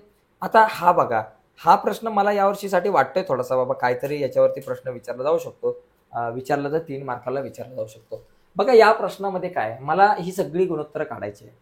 पहिली गोष्ट पी क्यू बी पी बी सी. या सगळ्या आकृतीमध्ये पी क्यू बी कुठे आहे? पी इथं आहे, क्यू इथे आहे, बी आहे. दिसला हा पी क्यू बी? मी पांढऱ्या रंगाचा हा त्रिकोण पी क्यू बी दिसला. हा त्रिकोण बघितल्या ह्याचा पाया बघायचा काय? याचा पाया बी क्यू, उंची पी क्यू आहे. झालं. आता दुसरा एक त्रिकोण मला या ठिकाणी विचारलाय. दुसरा कुठला आहे? पीबीसी. पी इथं आहे, बी इथं आहे आणि सी इथे आहे, पीबीसी. आता मला या सांगा, या ज्या तुमचा जो पोपटी रंग आहे त्या पोपटी रंगाच्या त्रिकोणाचा पाया काय? बीसी. बरं का. मोठा त्रिकोण जो आहे त्याचा पाया बीसी आणि या छोट्या त्रिकोणाचा पाया बी क्यू. पाया समान आहे का? नाही. आता मला सांगा, हा जो तुमचा स्टार केलेला त्रिकोण आहे ज्याचं नाव आहे पी क्यू बी, त्याची उंची काय? P Q. याची उंची आहे पी क्यू. आणि जो तुमचा मोठा त्रिकोण आहे पी बी सी त्याची उंची पण पी पासूनच मोजणार, पी क्यू. या दोन्ही त्रिकोणांची काय समान आहे? उंची समान आहे भावांनो. मग उंची समान असेल तर क्षेत्रफळांचं गुणोत्तर कसं असतं? पायांच्या प्रमाणात, पाया भागिले पाया. मग मला सांगा पी क्यू बीचा पाया काय? पी क्यू बी त्याचा पाया आहे बी क्यू. मग मी इथं लिहिणार बी क्यू भागिले पीबीसी, पीबीसी त्याचा पाया काय आहे? बीसी. या ठिकाणी लिहिला बीसी. झालं. त्याच्यानंतर पुढचा मुद्दा आहे एबीसी छेद एडीसी, एबीसी छेद एडीसी. ठीक आहे. हे गणित बघू. एबीसी म्हणजे हा सगळ्यात मोठा तुमचा त्रिकोण. बघा एडीसी म्हणजे एबीसी म्हणजे हा सगळ्यात मोठा त्रिकोण दिसला. मला सांगा या त्रिकोणाचा पाया काय? बीसी एवढा मोठा आहे. उंची काय? एडी. याची उंची आहे एडी. झालं. आता दुसरा जो त्रिकोण आहे जो मला कुठला विचारलेला आहे? एडीसी. एडीसी म्हणजे बघा हा हिरव्या रंगाचा त्रिकोण. मला सांगा या हिरव्या रंगाच्या त्रिकोणाचा पाया काय? बीसी. पाया समान आहे का? मोठ्या त्रिकोणाचा एबीसीचा पाया बीसी आणि हिरव्या रंगाच्या त्रिकोणाचा पाया आहे डीसी. पाया समान नाहीये. उंची बघा, मोठा त्रिकोण एबीसी त्याची उंची आहे एडी आणि हिरव्या रंगाचा त्रिकोण एडीसी जो आहे त्याची पण उंची एडी आहे. म्हणजे इथं उंची समान आहे. म्हणजे क्षेत्रफळांचं गुणोत्तर काय येणार? पाया भागिले पाया. इथं पण उंची समान आहे. मग मला सांगा पहिला एबीसीचा पाया काय झाला? बीसी आणि एडीसीचा पाया झाला, एडीसी जो मोठा हा जो त्रिकोण आहे त्याचा पाया झाला डीसी. तर अशा प्रकारे बाकी ही दोन गणितं तुम्ही सोडवा, तुम्ही प्रयत्न करा, पुढे जाऊयात. हे दोन गुणोत्तर तुम्ही ट्राय करा. पुढे बघा या ठिकाणी हा एक प्रश्न थोडासा वेगळा आहे. याच्यामध्ये मला काय करायचंय? मला इथे हे दोन त्रिकोण समरूप दाखवायचे. बरं का. दोन त्रिकोण समरूप दाखवल्यानंतर इथे एपी 7 आहे, बीक्यू 8 आहे, बीसी 12 आहे, तर एसी मला या ठिकाणी काढायचं आहे, एसी काढायचं आहे. आता इथे बघा काय करणार मी? पहिली गोष्ट मी हे दोन त्रिकोण समरूप दाखवतो. त्रिकोण सी पी ए व त्रिकोण CQB मध्ये दोन त्रिकोण समरूप दाखवण्यासाठी या प्रकरणात जास्तीत जास्त कसोटीचा वापर केलाय. ती कसोटी कुठली? त्याला आपण म्हणतो कोको कसोटीचा जास्त वापर केलाय. आता मला सांगा CPA हा त्रिकोण दिसला. CPA म्हणजे हा पांढऱ्या रंगाचा त्रिकोण. आणि दुसरा जो त्रिकोण आहे CQB ला पण आपण काढू, थोडासा वेगळा रंग देऊ. CQB हा हिरव्या रंगाचा त्रिकोण. बाप रे बाप, डोक्याला ताप. या दोन त्रिकोणांमध्ये हिरवा पांढरा रंगाचा जो त्रिकोण आहे याच्यात बघा, पहिली गोष्ट म्हणजे CPA याच्यामध्ये हा 90 अंशाचा कोन आहे आणि CQB याच्यात Q 90 अंशाचा कोन आहे. म्हणजे दोन कोन इथं काटकोन या ठिकाणी दिसतात. मग तुम्ही इथे लिहू शकता की बाबा कोन P बरोबर कोन वरचा जो कोन Q आहे बरोबर 90 अंश प्रत्येकी काटकोन झालं. त्याच्यानंतर बघा CPA मध्ये हा C कोन येतोय आणि त्याचबरोबर CQB मध्ये पण C येतोय. म्हणजे C हा कॉमन अँगल आहे, सामायिक कोन आहे, दोघांमध्ये येतोय. कोन C बरोबर कोन C काय बाबा या ठिकाणी सामायिक कोन हा झाला तुमचा सामायिक कोन झाला. ठीक आहे, हा कोन सामायिक आहे, दोघांमध्ये येतो म्हणून. मग आता दोन कोनांच्या जोड्या झाल्या एकरूप. मग दोन कोनांच्या जोड्या एकरूप झाल्या म्हणून लिहू शकतो त्रिकोण CPA समरूप त्रिकोण CQB. का? कुठली कसोटी? कोको कसोटी. कोको कसोटीनुसार हे दोन त्रिकोण समरूप आहे. आता दोन त्रिकोण समरूप झाले की बाकी आता या ठिकाणी AP दिले, BQ दिले, BC दिले आणि AC काढायचे. तीन बाजू दिल्या, चौथी काढायचे. मग आता या समरूप त्रिकोणाचाच वापर करू. दोन त्रिकोण समरूप आहे तर त्याच्या संगत बाजू कशा असतात? प्रमाणात. म्हणून इथं CP/CQ. आता CP आणि CQ चा संबंध इथं नाहीये, मग CP आणि CQ नका लिहू. AP, PA आणि QB. PA आहे का बाबा? आहे बाबा. AP, PA म्हणजे AP छेद आपली काय QB म्हणजे BQ. AP छेद BQ बरोबर. पुढची काय? AC छेद BC बरोबर AC छेद BC.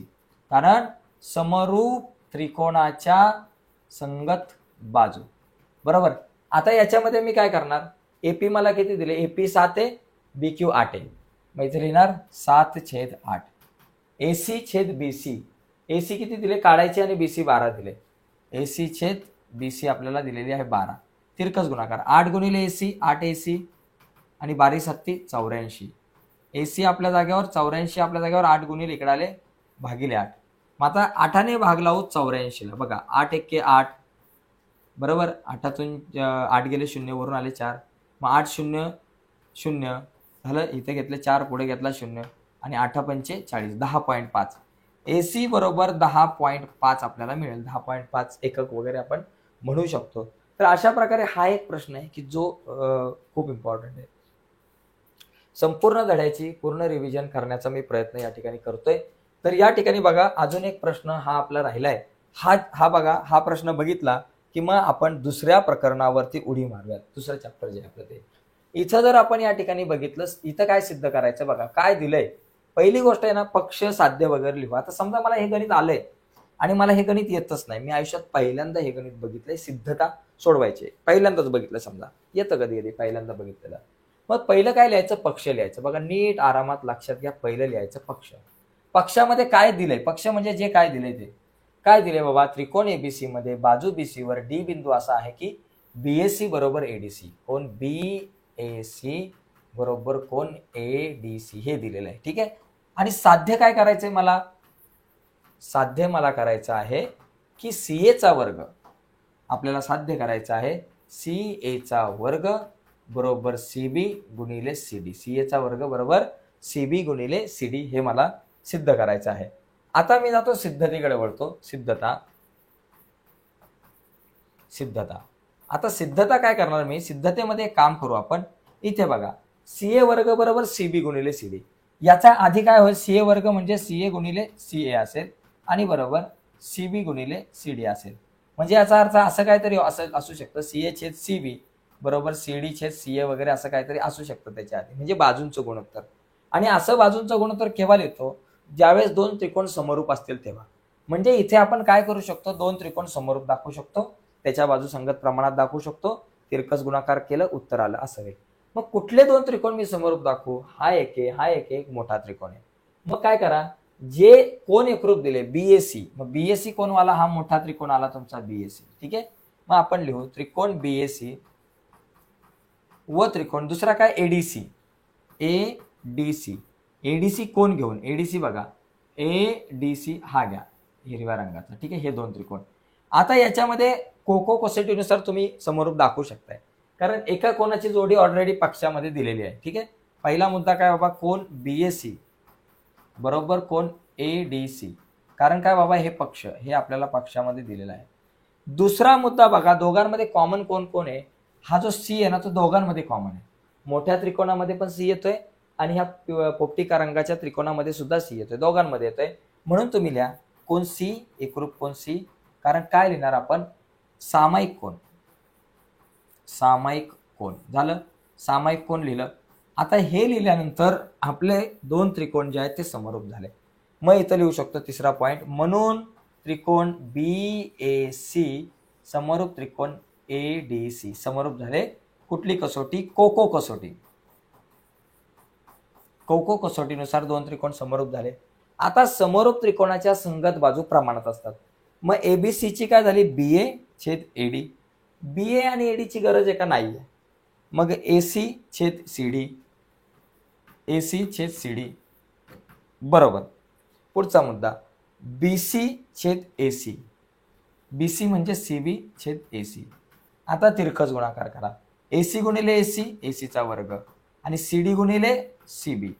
बघा एसीचा वर्ग म्हणजेच सीएचा वर्ग, एसी सीए एकच झालं, सीएचा वर्ग बरोबर सीडी, पहिलं वाटलं असेल या सीबी गुणिले सीडी.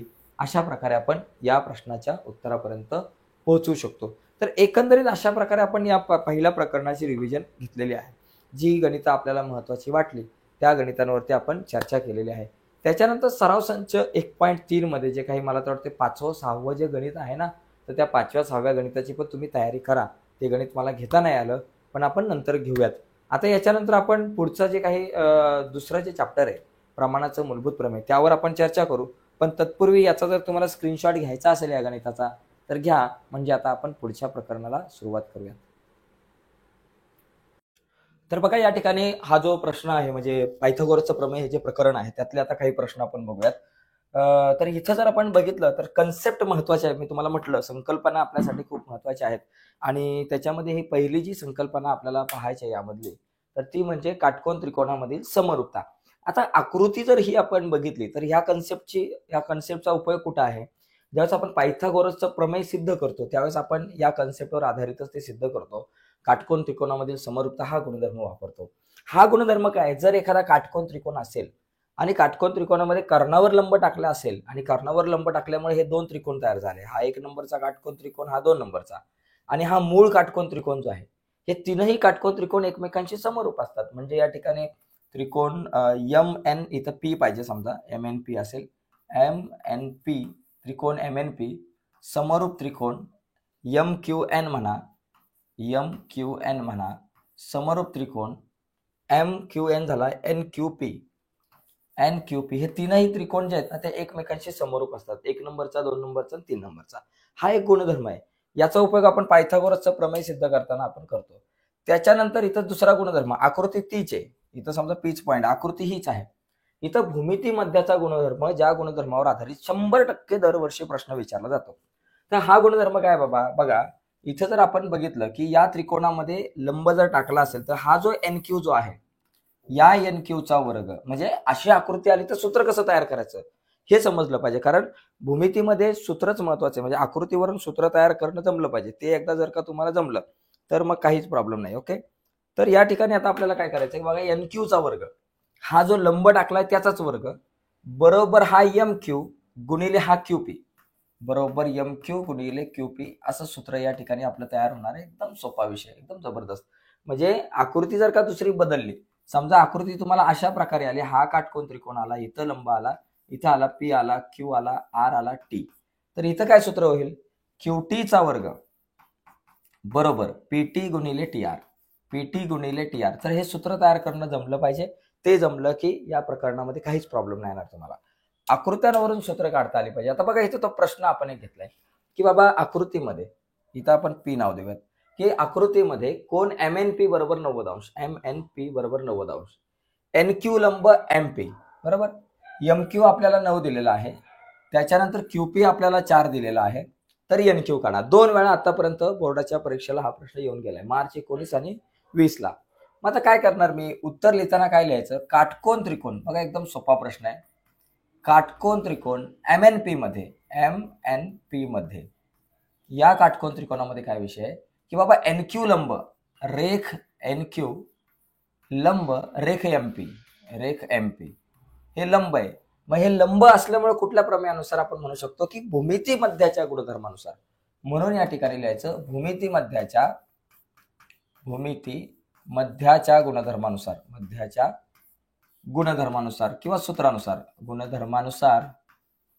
किंवा सूत्रानुसार लिहा. या गुणधर्मानुसार काय सूत्र तयार होतं मग अशी बघितलं, NQ चा वर्ग बाबा NQ चा वर्ग बरोबर MQ गुणिले QP हे झालं तुमचं सूत्र. आता सूत्रात किमती टाका. MQ दिलाय 9 आणि QP दिलाय 4. बस एवढंच करायचं. इथं दिलं 9 गुणिले 4, 9 चौक झालं आपलं 36. मग NQ चा वर्ग जर 36 असेल तर NQ किती, वर्गमूळ आलं 36 चं 6 झालं. तर हा गुणधर्म खूप इम्पॉर्टंट आहे की जिथं आपल्याला काय करायचंय की भूमिती मध्याचा गुणधर्म वापरायचा आहे या आकृतीमध्ये. म्हणजे या आकृतीमध्ये 2 सूत्र आले. पहिलं भूमिती मध्याचं सूत्र आलं आणि त्याच्यानंतर याच्या अगोदर आपण बघितलं होतं समरूप त्रिकोणाचे क्षेत्रफळ. तर अशा प्रकारे आपण इथं हा प्रश्न सोडवू शकतो. 1 मार्काला किंवा 2 मार्काला 100% या प्रकारचा प्रश्न येतो या कन्सेप्टवर आधारित. त्याच्यामुळे या कन्सेप्टवर आधारित आलेला प्रश्न इथं आकडे बदलतील किंवा आकृती अशी आहे तर आकृती अशी येईल. आकृतीची नावं ABC वगैरे असू शकतात, PQR असू शकतात, काही असू शकते, इथं D असेल, काही असेल, परंतु सूत्र तयार करता आलं पाहिजे आणि त्या सूत्रात किमती टाकता आल्या पाहिजे. विषय संपला. पुढचा पॉइंट आपल्याकडे असा आहे की पायथागोरसचं प्रमेय. हे प्रमेय काय सांगायची आवश्यकता नाही तुम्हाला, हे अख्ख्या दुनियेला माहिती आहे, तुम्हाला सगळ्यांना माहिती आहे की बाबा AC वर्ग बरोबर AB वर्ग अधिक BC वर्ग. हे तुम्हाला माहिती आहे. AB वर्ग अधिक BC वर्ग काटकोन त्रिकोणात कर्णाचा वर्ग हा उरलेल्या बाजूंच्या वर्गांच्या बेरजे इतका असतो. हा गुणधर्म खूप सोपा आहे जो आपण 5वी 6वी पासून समजून घेत आलो आहोत. आणि याच्यावर एक गणित आहे की काटकोन त्रिकोणाच्या बाजू 8 सेमी आणि 6 सेमी असतील तर काटकोन त्रिकोणाचा कर्ण काढा. आता हा प्रश्न पण येऊ शकतो 1-2 मार्काला. सोपा आहे की बाबा याच्या जर बाजू जर समजा 6 आहे आणि 8 आहे, समजा काटकोन त्रिकोण माझ्याकडे हा ABC आहे, याच्या बाजू 6 आणि 8 आहे, तर कर्ण काढा. मग आपण असं म्हणू शकतो की बाबा कर्ण वर्ग पायथागोरसच्या प्रमेयानुसार कर्ण वर्ग बरोबर बाजूचा वर्ग अधिक बाजूचा वर्ग असं आपलं सूत्र आहे. ओके. आता एक बाजू दिली 8 सेमी म्हणून 8चा वर्ग, दुसरी दिली 6 म्हणून 6चा वर्ग. 8चा वर्ग 64, 6चा वर्ग 36. 64 आणि 36 झाले 100, पहिला नंबर. या ठिकाणी कर्ण वर्ग बरोबर माझ्याकडे आलं 100. म्हणजे कर्ण किती आला, 100चा वर्गमूळ आलं 10 सेमी. सेमी लिहायला विसरू नका, एकक लिहायला विसरू नका. एकक जर नाही लिहिलं तर तुमचे मार्क जाऊ शकतात. ठीक आहे. तर आता पुढे जाऊयात, आपण थोडासा विचार करूयात. पायथागोरसच्या प्रमेयाच्या संदर्भात आणखी काही या प्रकरणामधली काही महत्वाची सूत्र आहे की कोणांची मापे 30, 60 आणि 90 असतील तर. समजा माझ्याकडे हा कोण आहे A, हा कोण आहे B आणि हा कोण आहे C. याच्यामध्ये कोण A जो आहे तो समजा 90 मापाचा आहे. समजा याच्यामध्ये कोण A बरोबर 90 मापाचा आहे, कोण B बरोबर 30 मापाचा आहे असं समजा, कोण B बरोबर 30 अंश मापाचा आहे असं समजा, आणि कोण C बरोबर 60 अंश मापाचा आहे असं समजा. तर एखाद्या त्रिकोणाचे कोण 30 अंश, 60 अंश आणि 90 अंश असतील तर लक्षात घ्यायचं बाळांनो, 30 कोणासमोरची बाजू. आता मला सांगा 30 कोणासमोरची बाजू काय? 30 कोणासमोरची बाजू आहे AC. ही जी 30 कोणासमोरची बाजू आहे ती कर्णाच्या निम्मी असते, म्हणजे 1/2 गुणिले कर्ण असते. आता कर्ण कोण आहे इथं? BC. सगळ्यात मोठी बाजू म्हणजे BC कर्ण आहे. BC म्हणजे 30 कोणासमोरची बाजू, जी बाजू 30 कोणासमोरची आहे ती कर्णाच्या 1/2 पट असते. आणि 60 कोणासमोरची बाजू, 60 कोणासमोर कोण आहे? AB. 60 कोणासमोरची बाजू कर्णाच्या वर्गमुळात 3/2 पट असते गुणिले कर्ण. लक्षात घ्या. म्हणजे लक्षात घ्यायचं 30 कोणासमोरची बाजू 1/2 गुणिले कर्ण असते, कर्णाच्या 1/2 पट. आणि 60 कोणासमोरची बाजू कर्णाच्या वर्गमुळात 3/2 पट असते, वर्गमुळात 3/2 गुणिले कर्ण. म्हणजे अशा प्रकारे आपल्याला हे सूत्र जे आहे ते वापरता येऊ शकतं. ठीक आहे. म्हणजे या सूत्राचा वापर, या गुणधर्माचा वापर आपल्याला करता येऊ शकतं. हे सूत्र असं तयार होतं, एवढं आपल्याला समजून घेणं गरजेचं आहे. ठीक आहे. आता पुढे याच्यावर आधारित एक गणित कसं विचारलं जाऊ शकतं ते पण बघूयात. आता इथे बघा, या आकृतीमध्ये जर आपण नीट बघितलं तर या आकृतीमध्ये काय बाबा, दिलेल्या माहितीवरून RP व PS काढा. या आकृतीमध्ये एक कोण 90 मापाचा आहे आणि एक 30 मापाचा आहे आणि हा उरलेला कोण साहजिकच 60 मापाचा असणार आहे. म्हणजे इथं 30-60-90चं प्रमेय किंवा तो गुणधर्म आपण इथं वापरू शकतो. मग इथं आपण लिहायचं की बाबा त्रिकोण पीएसआर मध्ये या त्रिकोणामध्ये जर आपण बघितलं की कोण एस बरोबर आपल्याला दिले 90 अंश, त्याच्यानंतर कोण पी बरोबर आपल्याकडे दिलेला आहे 30 अंश आणि कोण सी बरोबर आपल्याकडे कोण आर बरोबर आपल्याकडे आलेला आहे 60 अंश, बरोबर. म्हणून कोण आर बरोबर 60 अंश. म्हणून लिहू शकतो आपण 30 अंश 60 अंश 90 अंशच्या गुणधर्मानुसार किंवा त्या प्रमेयानुसार. ठीक आहे. या प्रमेयानुसार सूत्र काय तयार होणार आपल्याकडे बाळा? सूत्र जे आहे 30 कोणासमोरची बाजू कर्णाच्या निम्मी असते, मग अशीच बघितलं, आणि 60 कोणासमोरची बाजू कर्णाच्या वर्गमुळात 3/2 पट असते. पण या ठिकाणी कर्णच दिला नाही. 90 अंशासमोरची जी बाजू असते ती कर्ण तो दिलाच नाहीये. मग काय करायचं? मग काय दिलंय याचा विचार करायचा. दिलंय काय? 60 ही एसआर दिले. आता ही एसआर कोणासमोरची बाजू आहे? ही एसआर 30 अंश कोणासमोरची बाजू आहे, बरोबर. 30 अंश कोणासमोरची बाजू आहे, मग 30 अंश कोणासमोरच्या बाजूचं सूत्र लिहा म्हणजे कर्ण मिळेल. मग 30 अंश कोणासमोरची बाजू एसआर बरोबर 1/2 गुणिले कर्ण. कर्ण कोण आहे? पी आर आहे. पी आर म्हणजे जिथं आरपी म्हणून. मग इथं लिहायचं 30 अंश कोणासमोरची बाजू, 30 अंश कोणासमोरील बाजू, 30 अंश कोणासमोरील बाजूचं या ठिकाणी आपण लिहिलं सूत्र झालं. आता याच्यात किमती टाका. एसआर दिले 6, लिहिलं 6. 1/2 आपल्या जाग्यावर, आरपी आपल्या जाग्यावर, बरोबर. आता 2 भागिले इकडे आला गुणिले 6 गुणिले 2 बरोबर आरपी. म्हणून आपल्याकडे आलं आरपी बरोबर 6 दुने 12. तर अशा प्रकारे आरपी 12 मिळालं मला. आता आरपी आलं 12. आता अजून कोण राहिलं? एसपी राहिलं. एसपी म्हणजेच पीएस राहिलं. आता पीएस ही किती कोणासमोरची बाजू आहे? एसपी ही 60 अंश कोणासमोरची बाजू आहे. आणि 60 अंश कोणासमोरची बाजू काय असते? वर्गमुळात 3/2 गुणिले कर्ण, एवढं लक्षात घ्यायचंय. आता वर्गमुळात 3/2 गुणिले कर्ण कोण आहे? आरपी आहे. मग इथे कंसात लिहायचं की 60 अंश कोणासमोरची बाजू. आता वर्गमुळात 3/2 गुणिले आरपी किती आहे? 12. बेक के बे बेसक 12 किती आलं? 6 वर्गमुळात 3. तर अशा प्रकारे आपण या प्रश्नाच्या उत्तरापर्यंत पोहोचू शकतो. म्हणजे 30-60-90चा गुणधर्म. मित्रांनो, या गुणधर्मांपलीकडे काहीच नाहीये.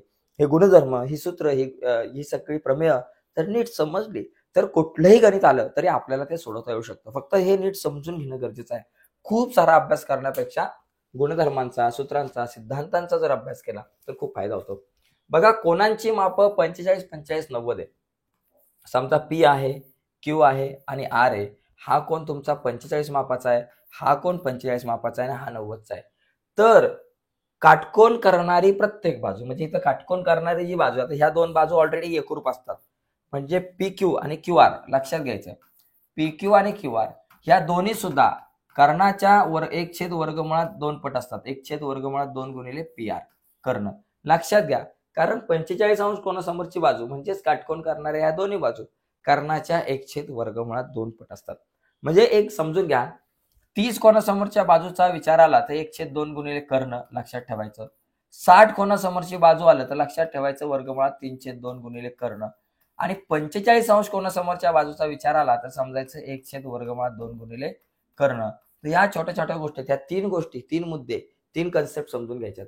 म्हणून इथं काय आलं? 45 कोणासमोरची बाजू म्हणजेच पी क्यू आणि क्यू आर ही काय असते? 1/2 गुणिले कर्ण असते. एवढं लक्षात घ्या. आता पुढे जाऊयात. पुढचा मुद्दा बघा या ठिकाणी. इथे बघा, आता हे गणित बघा. या गणितामध्ये काय मला दिलंय? हे दोन कोण 45 मापाचे. बघा, 45 म्हणजे ह्या दोन्ही बाजू एकरूप झाल्या. मग 45, 45, 90च्या आकृतीमध्ये काय सूत्र होणार बाबा? इथं ए बी बरोबर बी सी का असणार? 1/2 गुणिले कर्ण. कर्ण कोण आहे बाबा? एसी आहे तुमचा, बरोबर. मग 1/2 गुणिले एसी किती आहे? 9/2. वर्गमुळात 2 गेले, तुमच्याकडे उत्तर आलं 9 एकक. म्हणजे एवढं, म्हणजे फक्त सूत्र लिहायचंय तुम्हाला, बस, बाकी काय नाही. फक्त सुरुवातीला एक लिहायचं की बाबा काटकोन त्रिकोण एबीसी मध्ये कोण ए 45, सी 45 आणि बी 90 आहे. म्हणून 45, 45, 90च्या प्रमेयानुसार आणि मग हे उत्तर लिहायला सुरुवात करायची. तर अशा प्रकारे इथं या आकृतीवरून असं सूत्र तयार होतं. भूमितीमध्ये किंवा गणित भाग 2 मध्ये तुम्हाला आकृत्यांवरून सूत्र तयार करता आले पाहिजे. तेवढी करता आली, विषय संपला, तुम्ही सुपरहिट झाले समजायचं. पुढचा मुद्दा अपोलोनियसचे प्रमेय. या प्रकरणातलं हे शेवटचं प्रमेय आहे. हा शेवटचा गुणधर्म आहे की ज्यावर तुम्हाला प्रश्न विचारला जातो, तो सुद्धा 3 मार्काला. हे बघा, याच्यामध्ये सूत्र कसं तयार करायचं, ज्यावेळेस मध्यगा येते, मध्यगा, त्यावेळेस अपोलोनियसच्या प्रमेयाची एंट्री होते. मध्यगा म्हणजे काय, बघा, त्रिकोणाच्या एका कोणाचा शिरोबिंदू आणि त्याच्या समोरची जी बाजू आहे तिचा मध्यबिंदू, म्हणजे या दोघी जणी एकरूप असतात, यांना जोडणारी जी रेषा आहे त्यांना आपण म्हणतो मध्यगा. इथं सूत्र कसं तयार होतं बघा, ए वरती, इथं वर थांबायचं डोंगरावरती, एकदा या बाजूला बघायचं आणि एकदा या बाजूला बघायचं. या बाजूला बघितलं की एबी मिळतं म्हणून एबीचा वर्ग मिळतो, आणि इकडे बघितलं की एसी मिळतं म्हणजे एसीचा वर्ग मिळतो. दुसऱ्या टायमाला 2 लिहायचं आणि इथून घसरत खाली यायचं एम कडे, मग 2 AM चा वर्ग लिहायचं आणि अधिक इथूनच मग तुम्ही इथं आल्यानंतर आता तुम्हाला पुढे जायचं गाडीने, मग तुम्ही इकडे MC ला इकडे पण जाऊ शकता किंवा इकडे जाऊ शकता. इकडे गेलात तर 2 गुणिले MC चा वर्ग होईल आणि इकडे आला तर BM चा वर्ग होईल. त्याच्यामुळे इथं MC च्या वर्गाच्या ऐवजी BM चा वर्ग लिहिला तरी चालेल. म्हणजे इथं सूत्र अशा प्रकारे आपल्याला तयार करता येऊ शकतं की AB चा वर्ग अधिक AC चा वर्ग बरोबर दुसऱ्या टायमाला 2 लिहायचं, 2 गुणिले AM वर्ग अधिक MC वर्ग, किंवा 2 गुणिले AM वर्ग अधिक 2 गुणिले MB वर्ग असं लिहू शकता तुम्ही. ठीक आहे. आता या ठिकाणी यावर आधारित एक गणित जर आपण बघितलं, बघा आता इथे एक गणित आहे, एक एक्झाम्पल आहे. तर इथं काय होईल, इथे बघा, आता इथं सूत्र कसं तयार होणार, आता जस्ट आपण बघितलं होतं की पहिलं लिहायचं की त्रिकोण ABC मध्ये AM ही मध्यगा आहे, म्हणून अपोलोनियसच्या सूत्रानुसार किंवा अपोलोनियसच्या प्रमेयानुसार सूत्र तयार होतं AB वर्ग अधिक AC वर्ग, बघा, AB चा वर्ग अधिक AC चा वर्ग बरोबर दुसऱ्या टायमाला 2 लिहायचं, 2 AM वर्ग अधिक 2 MC वर्ग, 2 AM चा वर्ग अधिक 2 CM चा वर्ग लिहा, MC चा वर्ग काही लिहा. आता AB वर्ग अधिक AC वर्ग दिले 260. कधी कधी AB ची व्हॅल्यू वेगळी दिली जाईल, AC ची व्हॅल्यू वेगळी दिली जाईल. आता इथं AB वर्ग अधिक AC वर्ग दिले, मग 260 इथं लिहून टाका, बरोबर 2 गुणिले AM चा वर्ग. AM दिले का आपल्याला बाबा, AM मध्ये काय, पण इथं डायरेक्ट BC दिले, AM मला दिलेली नाहीये. इथे काहीतरी AM ही मध्यगा आहे, तर AP काढा. AP नाही, आपल्याला AMच काढायचे. इथं चुकून AP झाले पण आपल्याला AM काढायचे. AM काढायचे, मग इथं AM चा वर्ग आपण लिहू. अधिक 2 गुणिले CM दिलंय का बाबा, CM दिलं नाही, पण मला BC दिलेलं आहे, डायरेक्ट BC दिले. किती दिले बाबा, BC 18. मला सांगा, जर का BC बरोबर 18 असेल तर CM किती असेल आणि BM किती असेल, CM बरोबर BM. हे दोघं जण काय असणार, 1/2 BC, कारण हा मध्यबिंदू आहे. मग जर का BC जर का 18 असेल तर CM आणि BM दोघे जण काय असणार, 18च्या निम्मे, 1/2 गुणिले 18 बरोबर 92, 18 बरोबर 9 असणार आहे, म्हणून इथे CM चा वर्ग म्हणजे 9चा वर्ग. आता कॅल्क्युलेशन करून AM ची किंमत मिळेल. 260 आपल्या जाग्यावर, 2 AM चा वर्ग आपल्या जाग्यावर, 2 गुणिले 9चा वर्ग झाला 81. 260 आपल्या जाग्यावर, 2 AM चा वर्ग आपल्या जाग्यावर, 81 दुने 162, 162 अधिक इकडे आले वजा, 260 वजा 162 बरोबर 2 AM चा वर्ग. आता 260 मधून 162 गेले, किती राहिले, 260 मधून जर 260 गेले असते तर 100 राहिले असते, त्याच्यातून अजून 2 गेले म्हणजे 98 राहिले. बघा, 260 वजा 262, 10 मधून जर का 2 गेले तर 8 राहिले, इथं आजच्याला 1, परत 16 मधून जर का 6 आणि 1 7 गेले तर 9 राहिले, म्हणजे 98 राहिले. म्हणजे इथं एकंदरीत 2 AM वर्ग बरोबर 98 राहील. बघा, 2 AM चा वर्ग बरोबर 98 राहील. ओके, आपल्याला AM ची किंमत काढायची, AM चा वर्ग आपल्या जाग्यावर, 98 पण आपल्या जाग्यावर, हा 2 गुणिले बरोबर चिन्हाच्या पलीकडे गेला, भागिले 2 झाला, आणि AM चा वर्ग बरोबर 98च्या निम्मे आले 49, आणि AM बरोबर 49चा वर्ग मिळाले 7, तर AM बरोबर 7. तर हे गणित समजून घ्या, कारण तुम्हाला हे गणित जर आलं या प्रकारचं तर ते 3 मार्काला येऊ शकतं. बघा मित्रांनो, आता काय केलं आपण, सगळे गुणधर्म बघितले आणि प्रत्येक गुणधर्मावर आधारित एक एक गणित बघितलं. एवढे जरी केले ना तरी हे पासिंग साठी आहे, तुम्ही पास व्हाल. आता या धड्यातली आणखी काही महत्वाची गणितं बघा. आतापर्यंतची जी गणितं होती ती डायरेक्ट सूत्रांवर आधारित, डायरेक्ट कन्सेप्टवर आधारित होती, आणि डायरेक्ट सूत्रांवर आधारित गणितं बऱ्याचदा येत राहतात. आता इथे बघा, आता पुढे जाऊयात थोडं. पुढचा मुद्दा, चौरसांच्या बाजूंची लांबी 10 सेमी आहे, तर त्याच्या कर्णाची लांबी काढा. आता या ठिकाणी मार्च 2020 ला आला होता चौरसाचा कर्ण, एक साधं सोपं सूत्र, 1 मार्काला प्रश्न आला, कर्ण बरोबर बाजू गुणिले वर्गमुळात 2, बाजू गुणिले वर्गमुळात 2, हे लक्षात घ्यायचं.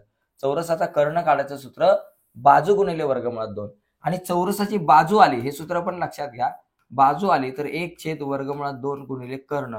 तर ही सूत्र जी आहे चौरसाच्या संदर्भातली ती समजून घ्या. 1 मार्काला आलं तर डायरेक्ट हे सूत्र वापरायचं आणि 2 मार्काला आलं तर आकृती विकृती काढून ते कॅल्क्युलेशन करू शकतो आपण. आता बाजू किती दिले बाबा 10 सेमी, म्हणजे 10 आणि हे वर्गमुळात 2 सेमी हे तुमचं उत्तर आलं. चौरसाचा कर्ण 10 वर्गमुळात 2 सेमी येणारे कर्णाची लांबी. ठीक आहे. कधी कधी बाजू दिली जाईल, कधी कधी कर्णाची लांबी दिली जाईल आणि त्या कर्णाच्या लांबीवरून चौरसाची बाजू काढा आणि चौरसाच्या बाजूनंतर चौरसाची परिमिती काढा, असाही प्रश्न येऊ शकतो. पुढचा प्रश्न बघा, इथं काय दिलाय, चौरसाचा कर्ण 12 वर्गमुळात 2. आता इथं मला दिलाय कर्ण दिलाय, चौरसाचा कर्ण जो आहे आपल्याला दिलेला आहे बरोबर 12 वर्गमुळात 2 सेमी. कर्ण 12 वर्गमुळात 2 सेमी आहे, तर चौरसाची बाजू काय येणार? मग इथं आपण लिहू शकतो की बाबा चौरसाची बाजू बरोबर 1/वर्गमुळात 2 गुणिले कर्ण. आताच मी तुम्हाला सूत्र सांगितलंय, 1/वर्गमुळात 2 गुणिले कर्ण. सप्टेंबर 2021 ला प्रश्न आला होता 1 मार्काला. मग आता मी इथं काय करणार, 1/वर्गमुळात 2 गुणिले कर्ण किती आहे बाबा, 12 वर्गमुळात 2 आहे. आता हे वर्गमुळात 2 गेले, किती राहिलं बाबा, 12 सेमी. झालं. सेमी वगैरे जे काही एकक आहे ते आपण या ठिकाणी दिलं पाहिजे. तर बाजू काढा, म्हणजे कर्ण दिलाय तर बाजू काढा, तर अशी आपण हे बाजू काढू शकतो.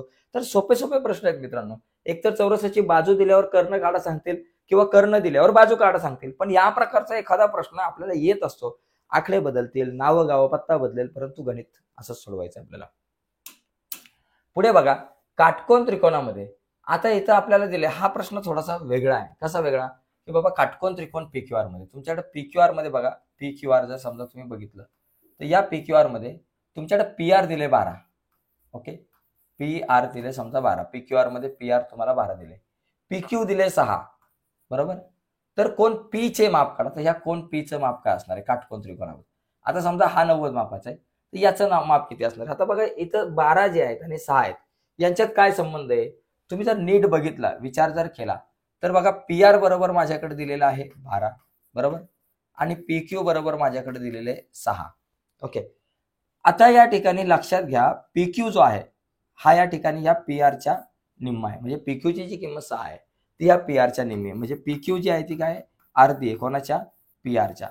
बरोबर ना. म्हणजे PQ ची जी किंमत आहे 6 ती PR अर्धी आहे ना, PR अर्धी ही तुमची PQ होणार आहे.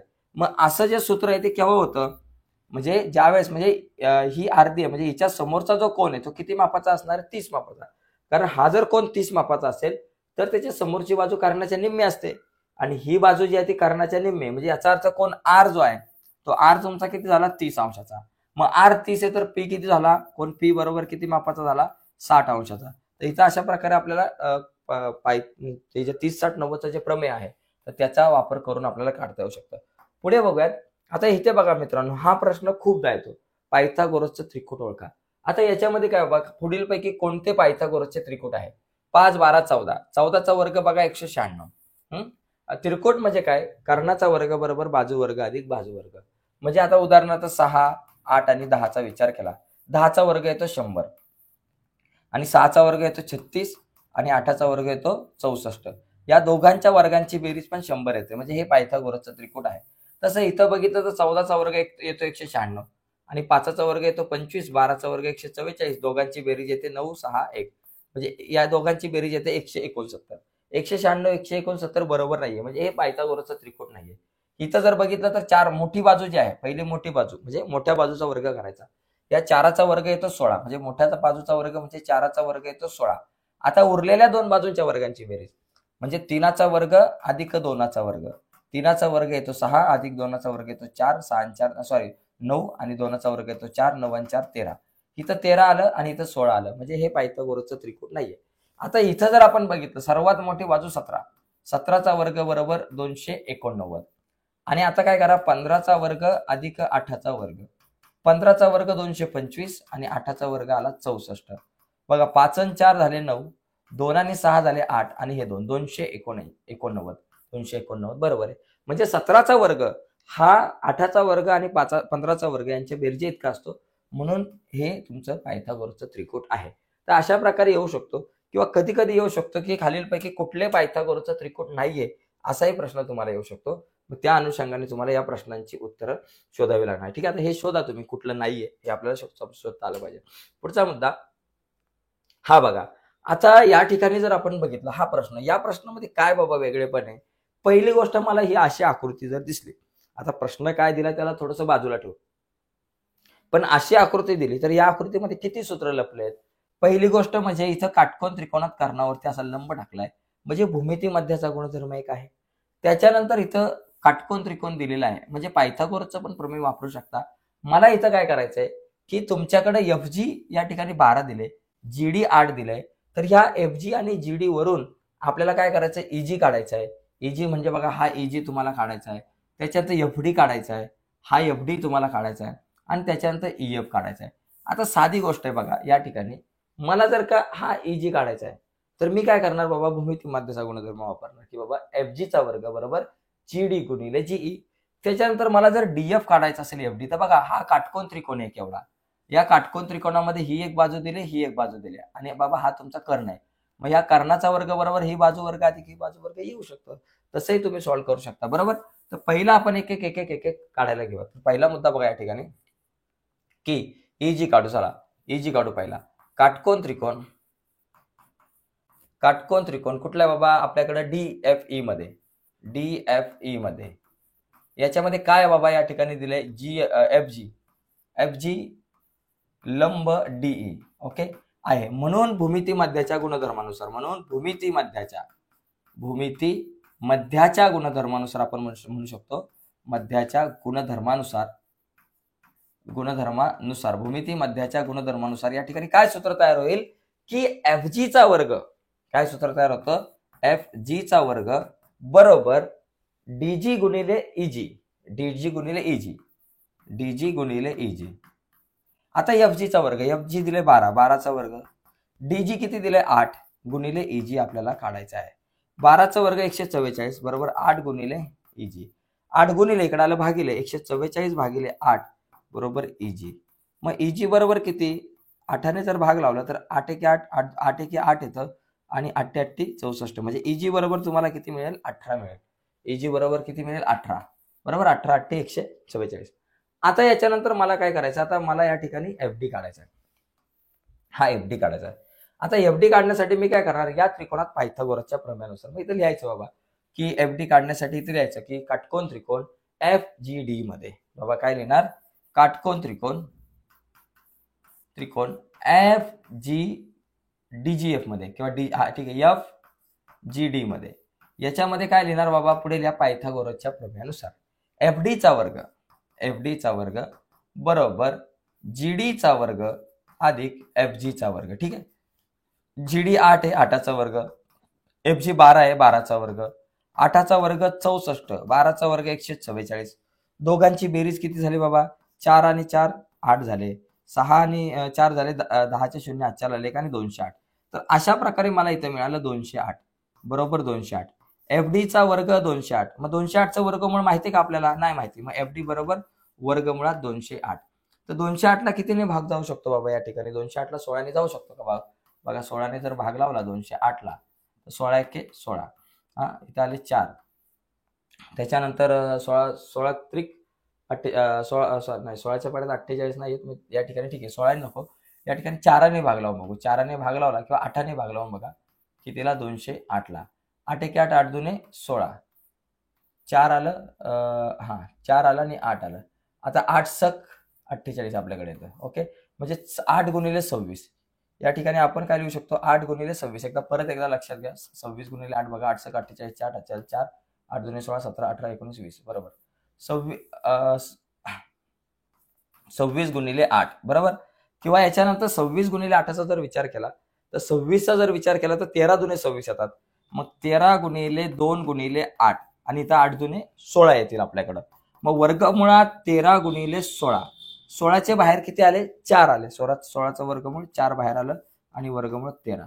ओके, तर अशा प्रकारे या ठिकाणी हा 16 त्रिक 48 मागाशी येत होतं, डायरेक्ट 16ने जरी भाग लावला असता तरी चालला असतं. तर या ठिकाणी 4 वर्गमुळात 13 येईल. तर याच पद्धतीने आता मला हा 18 आहे इजी आणि एफ जी माझ्याकडे 12 आहे आणि त्याच्यानंतर हे तुम्हाला किती आलं, 4 वर्गमुळात 13 आलं. तर आता मला ईएफ काढायचं. मग ईएफ काढण्यासाठी तुम्ही बघा या काटकोन त्रिकोणाचा उपयोग करा आणि पायथागोरसच्या प्रमेयानुसार तुम्ही ईएफ काढा. ओके, तर एकंदरीत अशा प्रकारे आपल्याला हे सगळ्या गोष्टी काढता आल्या पाहिजेत एकाच. आता इथं हा प्रश्न 3 मार्काला काय होऊ शकतं, कारण एकाच तुम्ही या ठिकाणी गणितामध्ये दोन वेगवेगळ्या प्रकारच्या सूत्रांचा इथं वापर केला. आता पुढे बघू, पुढचा मुद्दा या ठिकाणी बघूयात. काय बाबा आपल्याकडे हा इथे बघा.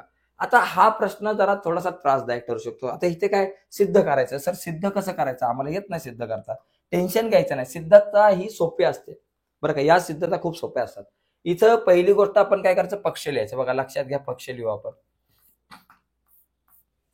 पक्ष लिहिल्यानंतर पक्षात काय लिहायचं बाबा, या पक्षामध्ये मला काय दिलंय की आकृतीमध्ये PRQ बरोबर 90 आहे. कोण PRQ बरोबर मला दिलंय 90 अंश. चला लिहिलं पक्षामध्ये.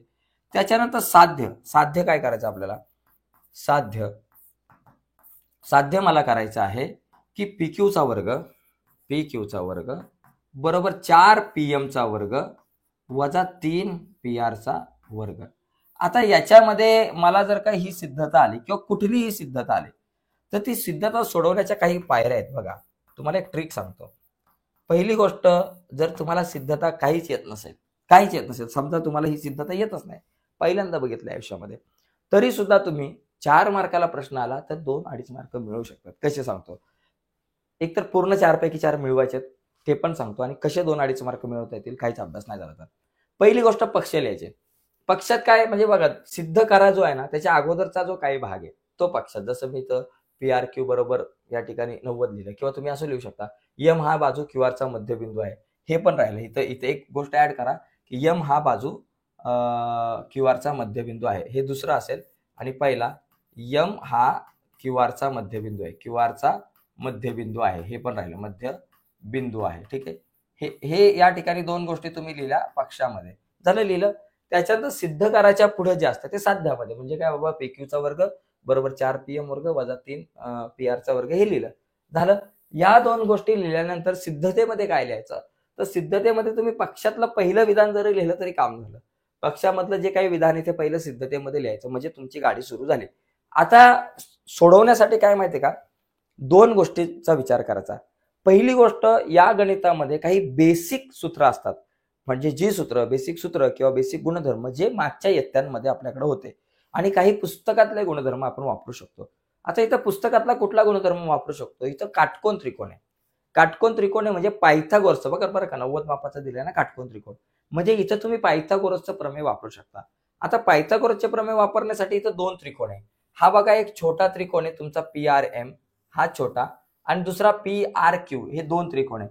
मग तुम्ही या दोन त्रिकोणाची नावं लिहून पायथागोरसच्या प्रमेयानुसार त्यांची सूत्र जरी टाकली तरी तुम्हाला या ठिकाणी मार्क मिळून जातील, बरोबर.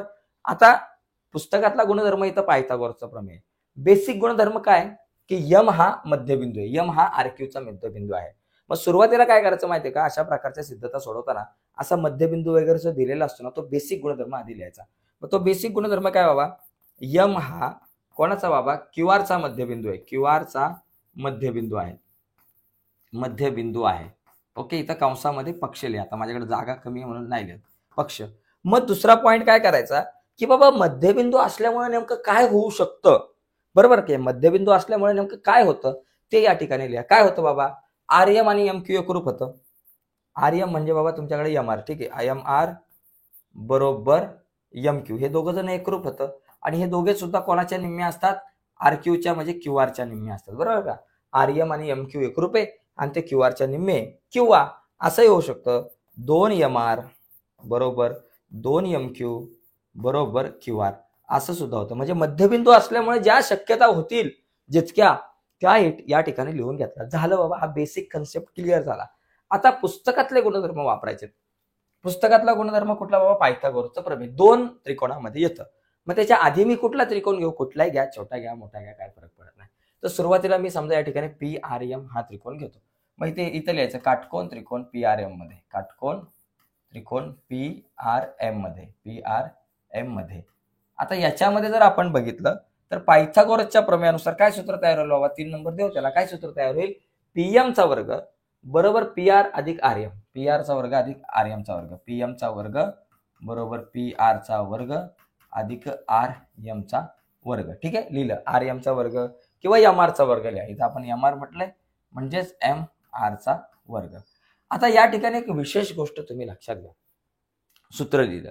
सूत्र लिहिल्यानंतर लगेच तुम्ही दुसऱ्या काटकोन त्रिकोणामध्ये, दुसरा जो काटकोन त्रिकोण आहे त्याच्यामध्ये सुद्धा तुम्ही लिहू शकता वा दुसऱ्या काटकोन त्रिकोणामध्ये सुद्धा सूत्र तुम्ही लिहू शकता. ओके, पण याच्या आधी दुसऱ्या काटकोन त्रिकोणाचं पण सूत्र लिहिलं, समजा काही येत नसेल याच्या पुढे, तर दुसऱ्या काटकोन त्रिकोणाचं जरी सूत्र लिहिलं तरी तुमचे 2-2.5 मार्क फिक्स झाले.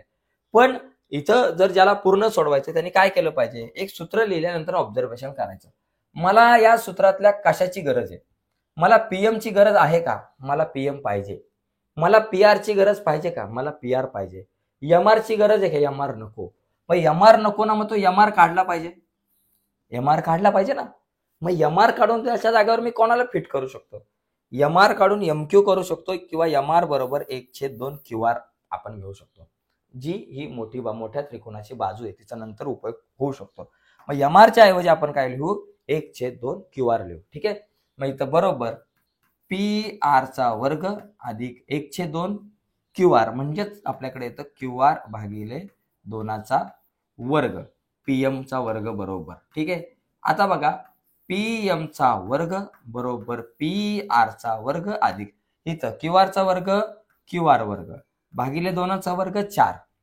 आता हे खालचे 4 घालवण्यासाठी संपूर्ण समीकरणाला कितीने गुणायचंय, 4ने गुणायचंय. 4ने गुणू, 4 गुणिले पीएम चा वर्ग 4 पीएम वर्ग, 4 गुणिले पीआर चा वर्ग 4 पीआर वर्ग झालं. इथं 4 पीआर चा वर्ग लिहिलं आणि अधिक याला 4ने गुणलं की 4 कट होतील आणि क्यूआर चा वर्ग राहील. ओके, आता बघा काय पाहिजे, पीएम पाहिजे, पीआर पण पाहिजे, क्यूआर नकोच. अरे तुम्ही म्हणाल सर एमआर काढला, एमआर नको होता आणि हा पण नको असलेला आला. मग आता काय करायचं, जो नकोय त्याला एका बाजूला घ्या, क्यूआरला एका बाजूला ठेवा, बाकी सगळ्यांना इकडे आणा. मग आपण इथं चौथा पॉइंट लिहू की 4 पीएम चा वर्ग अधिक 4 पीआर इकडे आले वजा 4 पीआर चा वर्ग आणि बरोबर हा क्यूआर चा वर्ग. इथपर्यंत आपली गाडी थांबली. आता पुढच्या त्रिकोणाचा विचार करा, काटकोन त्रिकोण पी आर क्यू मध्ये. कुठल्याही त्रिकोणामध्ये, काटकोन त्रिकोण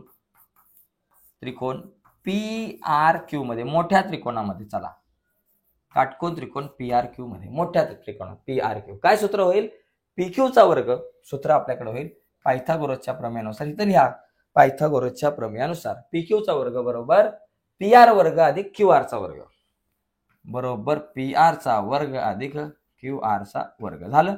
आता मला सांगा, याच्यात पी क्यू पाहिजे का, पाहिजे. पी आर पाहिजे का, पाहिजे. क्यू आर पाहिजे का, नको. मग हा क्यू आर चा वर्ग काढायचा आहे, मग त्याच्या जागेवर कोणाला टाकू शकता, बघा क्यू आर चा वर्ग काढायचा आहे म्हणजे क्यू आर वर्गाची किंमत आहे 4 पीएम वर्ग वजा 4 पीआर वर्ग. मग ही जी किंमत आहे ती आपण इथं टाकू, बरोबर पी आर चा वर्ग अधिक क्यू आर चा वर्ग 4 पीएम वर्ग वजा 4 पीआर वर्ग. मग इथे लिहा 4 पीएम चा वर्ग वजा 4 पीआर चा वर्ग. आता इथं काय होईल बाबा, बघा 4 पीएम चा वर्ग मी इथंच लिहितो. चला, पी क्यू चा वर्ग आपल्या जागेवर, 4 पीएम चा वर्ग आपल्या जागेवर, कारण मला इथं पी क्यू च्या वर्गानंतर 4 पीएम वर्ग पाहिजे आणि पीआर वर्ग वजा 4 पीआर वर्ग म्हणजे 1 पीआर वर्ग वजा 4 पीआर वर्ग. एकातून 4 गेले 3 आले, मग या ठिकाणी लिहिले वजा 3 पीआर चा वर्ग. म्हणजे तुम्हाला जे सिद्ध करायचं होतं ते आपलं सिद्ध झालं. अशा प्रकारे आपण सिद्धता जी आहे ती सोडवू शकतो. याचा स्क्रीनशॉट वगैरे घ्यायचा असेल ना तर तुम्ही घेऊ शकता. एकदम सिंपल विषय मित्रांनो. अशा प्रकारे म्हणजे सिद्धता कशी सोडवायची, कुठलीही सिद्धता आली तर ती कशी सोडवता आली पाहिजे हे आपल्याला समजलं पाहिजे. हे एकदा समजलं की भारी काम आहे. आता इथं बघा, एका आयताचे क्षेत्रफळ, हा प्रश्न बघा इम्पॉर्टंट आहे. एक आयत आहे, त्या आयताचे क्षेत्रफळ 192 सेमी असून त्याची लांबी 16 आहे, तर आयताच्या कर्णाची लांबी काढा. बघा आता आयत आहे, अशा प्रकारे हा तुमचा आयत आहे. या आयताचे क्षेत्रफळ, समजा एबीसीडी हा आयत आहे, या आयताचे क्षेत्रफळ बघा इथं एबीसीडी, चौकोन एबीसीडी हा आयत आहे, बरोबर. चौकोन एबीसीडी हा आयत आहे, हा आयत आहे, जे दिले ते व्यवस्थित लिहा, आयत आहे, बरोबर. आणि ह्या आयताचे क्षेत्रफळ म्हणजे एरिया ऑफ चौकोन एबीसीडी, हे जे क्षेत्रफळ आहे 192 चौसेमी आहे, चौसेमी. आणि त्याच्यानंतर त्याची लांबी म्हणजे बीसी बरोबर आपल्याला दिले 16 सेमी दिले. तर आपल्याला काय सांगितले, कर्ण काढा. कर्ण बरोबर किती. आता डायरेक्ट कर्णावर कशी उडी मारायची, तर कर्ण बरोबर किती. आता या ठिकाणी कर्ण आपल्याला काढायचे, पण बघा इथं दिले 16 आणि आपल्याला हा कर्ण समजा एसी काढायचा आहे, पण 16च्या अगोदर आपण एबी जर काढली तर मला कर्ण काढता येईल ना. मग एबी काढण्यासाठी काय करायचं, इथं आयताचे क्षेत्रफळ जे आहे त्याचं सूत्र काय, लांबी गुणिले रुंदी. आता लांबी मला मिळाली, मी रुंदी काढतो ना, मग इथं लिहायचं आयताचे जे क्षेत्रफळ आहे लांबी गुणिले रुंदी. बघा या ठिकाणी आपल्याला काय दिलंय, चौकोनाचे जे क्षेत्रफळ, एरिया ऑफ चौकोन ABCD हे आपल्याला काय दिलेलं आहे, 192 दिले ना. मग एरिया ऑफ चौकोन ABCD म्हणजे आयताचे क्षेत्रफळ काय, लांबी गुणिले रुंदी. लांबी काय बाबा तुमची BC आहे, गुणिले रुंदी काय बाबा तुमच्याकडे AB आहे, बरोबर 192. BC किती दिलंय, 16 दिलंय, गुणिले AB बरोबर 192. 16 गुणिले पलीकडे गेले भागिले, मग AB बरोबर 192 भागिले 16. मग AB बरोबर किती, 192 ला 16 ने भाग लावा, 192 भागिले 16. 16 एक्के 16, 19 16 गेले 3, वरून आले 2 आणि 16 दुने 32 बरोबर 12. AB बरोबर मला मिळाले 12. आता AB 12 आहे आणि BC आपल्याकडे 16 आहे. मग आता मला काय काढायचे, AC काढायचे, कर्ण काढायचं. मग कर्ण काढण्यासाठी पायथागोरसचं प्रमेय मग लिहायचं, काटकोन त्रिकोण ABC मध्ये पायथागोरसच्या प्रमेयानुसार AC वर्ग बरोबर AB चा वर्ग अधिक BC चा वर्ग. मी तुम्हाला लिहून देताना फास्ट लिहून देतोय, पण सांगताना डिटेलमध्ये सांगतोय. पेपरमध्ये डिटेलमध्ये लिहिणं गरजेचं आहे. मी शॉर्टकटमध्ये लिहिलं, पण सांगताना डिटेलमध्ये सांगतोय. मी जे सांगतोय तसं लिहिणं गरजेचं आहे. जे लिहितोय ते तसं नका लिहू, जसं तसं नका लिहू, याच्यामध्ये डिटेल लिहा. AB किती, 12. 12चा वर्ग अधिक BC 16 आहे, 16चा वर्ग. 12चा वर्ग 144, 16चा 256. दोघांची बेरीज किती, 6 आणि 4 10चे 0, हातच्या आला 1, 5 आणि 1 6 आणि 4 10चे 0, हातच्या आला 1, 400. AC वर्ग 400, मग AC किती बाबा, 20 सेंटीमीटर. म्हणजे कर्णाची लांबी 20 सेंटीमीटर. हा एक मला जास्त इम्पॉर्टंट वाटतंय, महत्वाचा प्रश्न आहे. तर या प्रश्नाकडे आपण थोडंसं डिटेलमध्ये बघितलं पाहिजे, ठीक आहे. तर बघा मित्रांनो, हे गणित बघितलं तर मला असं वाटतं की आपण आजच्या चर्चेमध्ये इथं थांबलं पाहिजे, कारण अशा प्रकारे सिद्धता तुम्ही सोडवू शकता हे तुमच्या लक्षात आलं आहे, आणि ही गणितं पण कशी सोडू शकता. पण कारण आपल्याला पुढे सुद्धा बरेचसे सेशन्स आज दिवसभरात घ्यायचे आहेत. याच्यानंतर लक्षात घ्या, काही प्रश्न आहेत महत्वाचे. हा एक प्रश्न जो आहे, त्याच्यानंतर हा एक प्रश्न जो आहे, त्याच्यानंतर हा एक प्रश्न आहे सिद्धतेचा, त्यानंतर हा एक प्रश्न आहे, आणि हे जे काही प्रश्न आहेत, हा एक प्रश्न आहे, आणि हा एक, हे जे काही प्रश्न आहेत, तर हे प्रश्न जे आहेत हे सुद्धा खूप महत्वाचे आहेत. तर या प्रश्नांची तुम्ही तयारी करा स्क्रीनशॉट वगैरे मारून, कारण या प्रकारचे प्रश्न आपल्याला बोर्डाच्या परीक्षेला येऊ शकतात. कारण वेळेचं बंधन असल्यामुळे ही व्हिडिओ आपण जास्त लांब नेत नाही. आणि आता लवकरच आपण पुढच्या व्हिडिओमध्ये किंवा पुढच्या चर्चेमध्ये आपण पुढची जी 2 प्रकरणं आहे, वर्तुळ आणि आपलं जे भौमितिक रचना, या प्रकरणावरती चर्चा करूयात. तर आता मित्रांनो आपण इथंच थांबूयात. आता ही सगळी पुढची जर गणितं तुम्हाला बघायची असेल तर ती आपल्या ॲपमध्ये तुम्हाला बरीचशी गणितं जी आहेत, गणित भाग 2च्या या दुसऱ्या प्रकरणावरची, तर ती डिटेल्समध्ये आपल्या ॲपवरती मी अपडेट केलेली आहे. तर ॲपवरती जाऊन तुम्ही ती बघू शकताय. तर फक्त तो कोर्स तुम्हाला छोटासा आहे, तो तुम्हाला परचेस करावा लागेल. तर त्यामध्ये इम्पॉर्टंट सगळी गणित आहेत ॲपमध्ये, कारण मॅथमॅटिक पार्ट 1ची सुद्धा त्या ॲपमधली बरीचशी गणितं तुम्हाला आली होती. हा कोर्स जर तसं बघायला गेलं तर 499 रुपयाचाच कोर्स आहे. क्रिएटिव्ह मॅथ्स मराठी या आपल्या ॲपवरती हा कोर्स आहे, आणि 499 रुपयाचा कोर्स तुम्हाला फक्त 49 रुपयामध्ये मिळणार आहे. तर तुम्ही 49 रुपयामध्ये हा कोर्स परचेस करा, आणि त्यावर ही सगळी गणितं तुम्हाला बघायला मिळणार आहे, ठीक आहे. तर आता आपण लवकरच 1 वाजता साधारणतः पुढच्या लेक्चर्समध्ये भेटू, 1 ते 2च्या दरम्यान. तर त्या लेक्चरमध्ये आपण वर्तुळ आणि भौमितिक रचना या प्रकरणावर चर्चा करूयात. तर थांबूयात मित्रांनो आता, पण थांबण्याच्या अगोदर एक रिक्वेस्ट आहे. जर तुम्ही नवीन असाल आपल्या युट्यूब चॅनलवर आणि अजूनपर्यंत तुम्ही आपला चॅनल सबस्क्राईब नसेल केला, तर आत्ताच आपला चॅनल सबस्क्राईब करा. आणि नुसताच चॅनल सबस्क्राईब नका करू, त्याच्या बाजूला एक बेलचं बटन आहे, ते सुद्धा दाबा, जेणेकरून मी अपलोड केलेल्या प्रत्येक नवीन व्हिडिओची नोटिफिकेशन तुमच्यापर्यंत पोहोचेल. बाय मित्रांनो, धन्यवाद.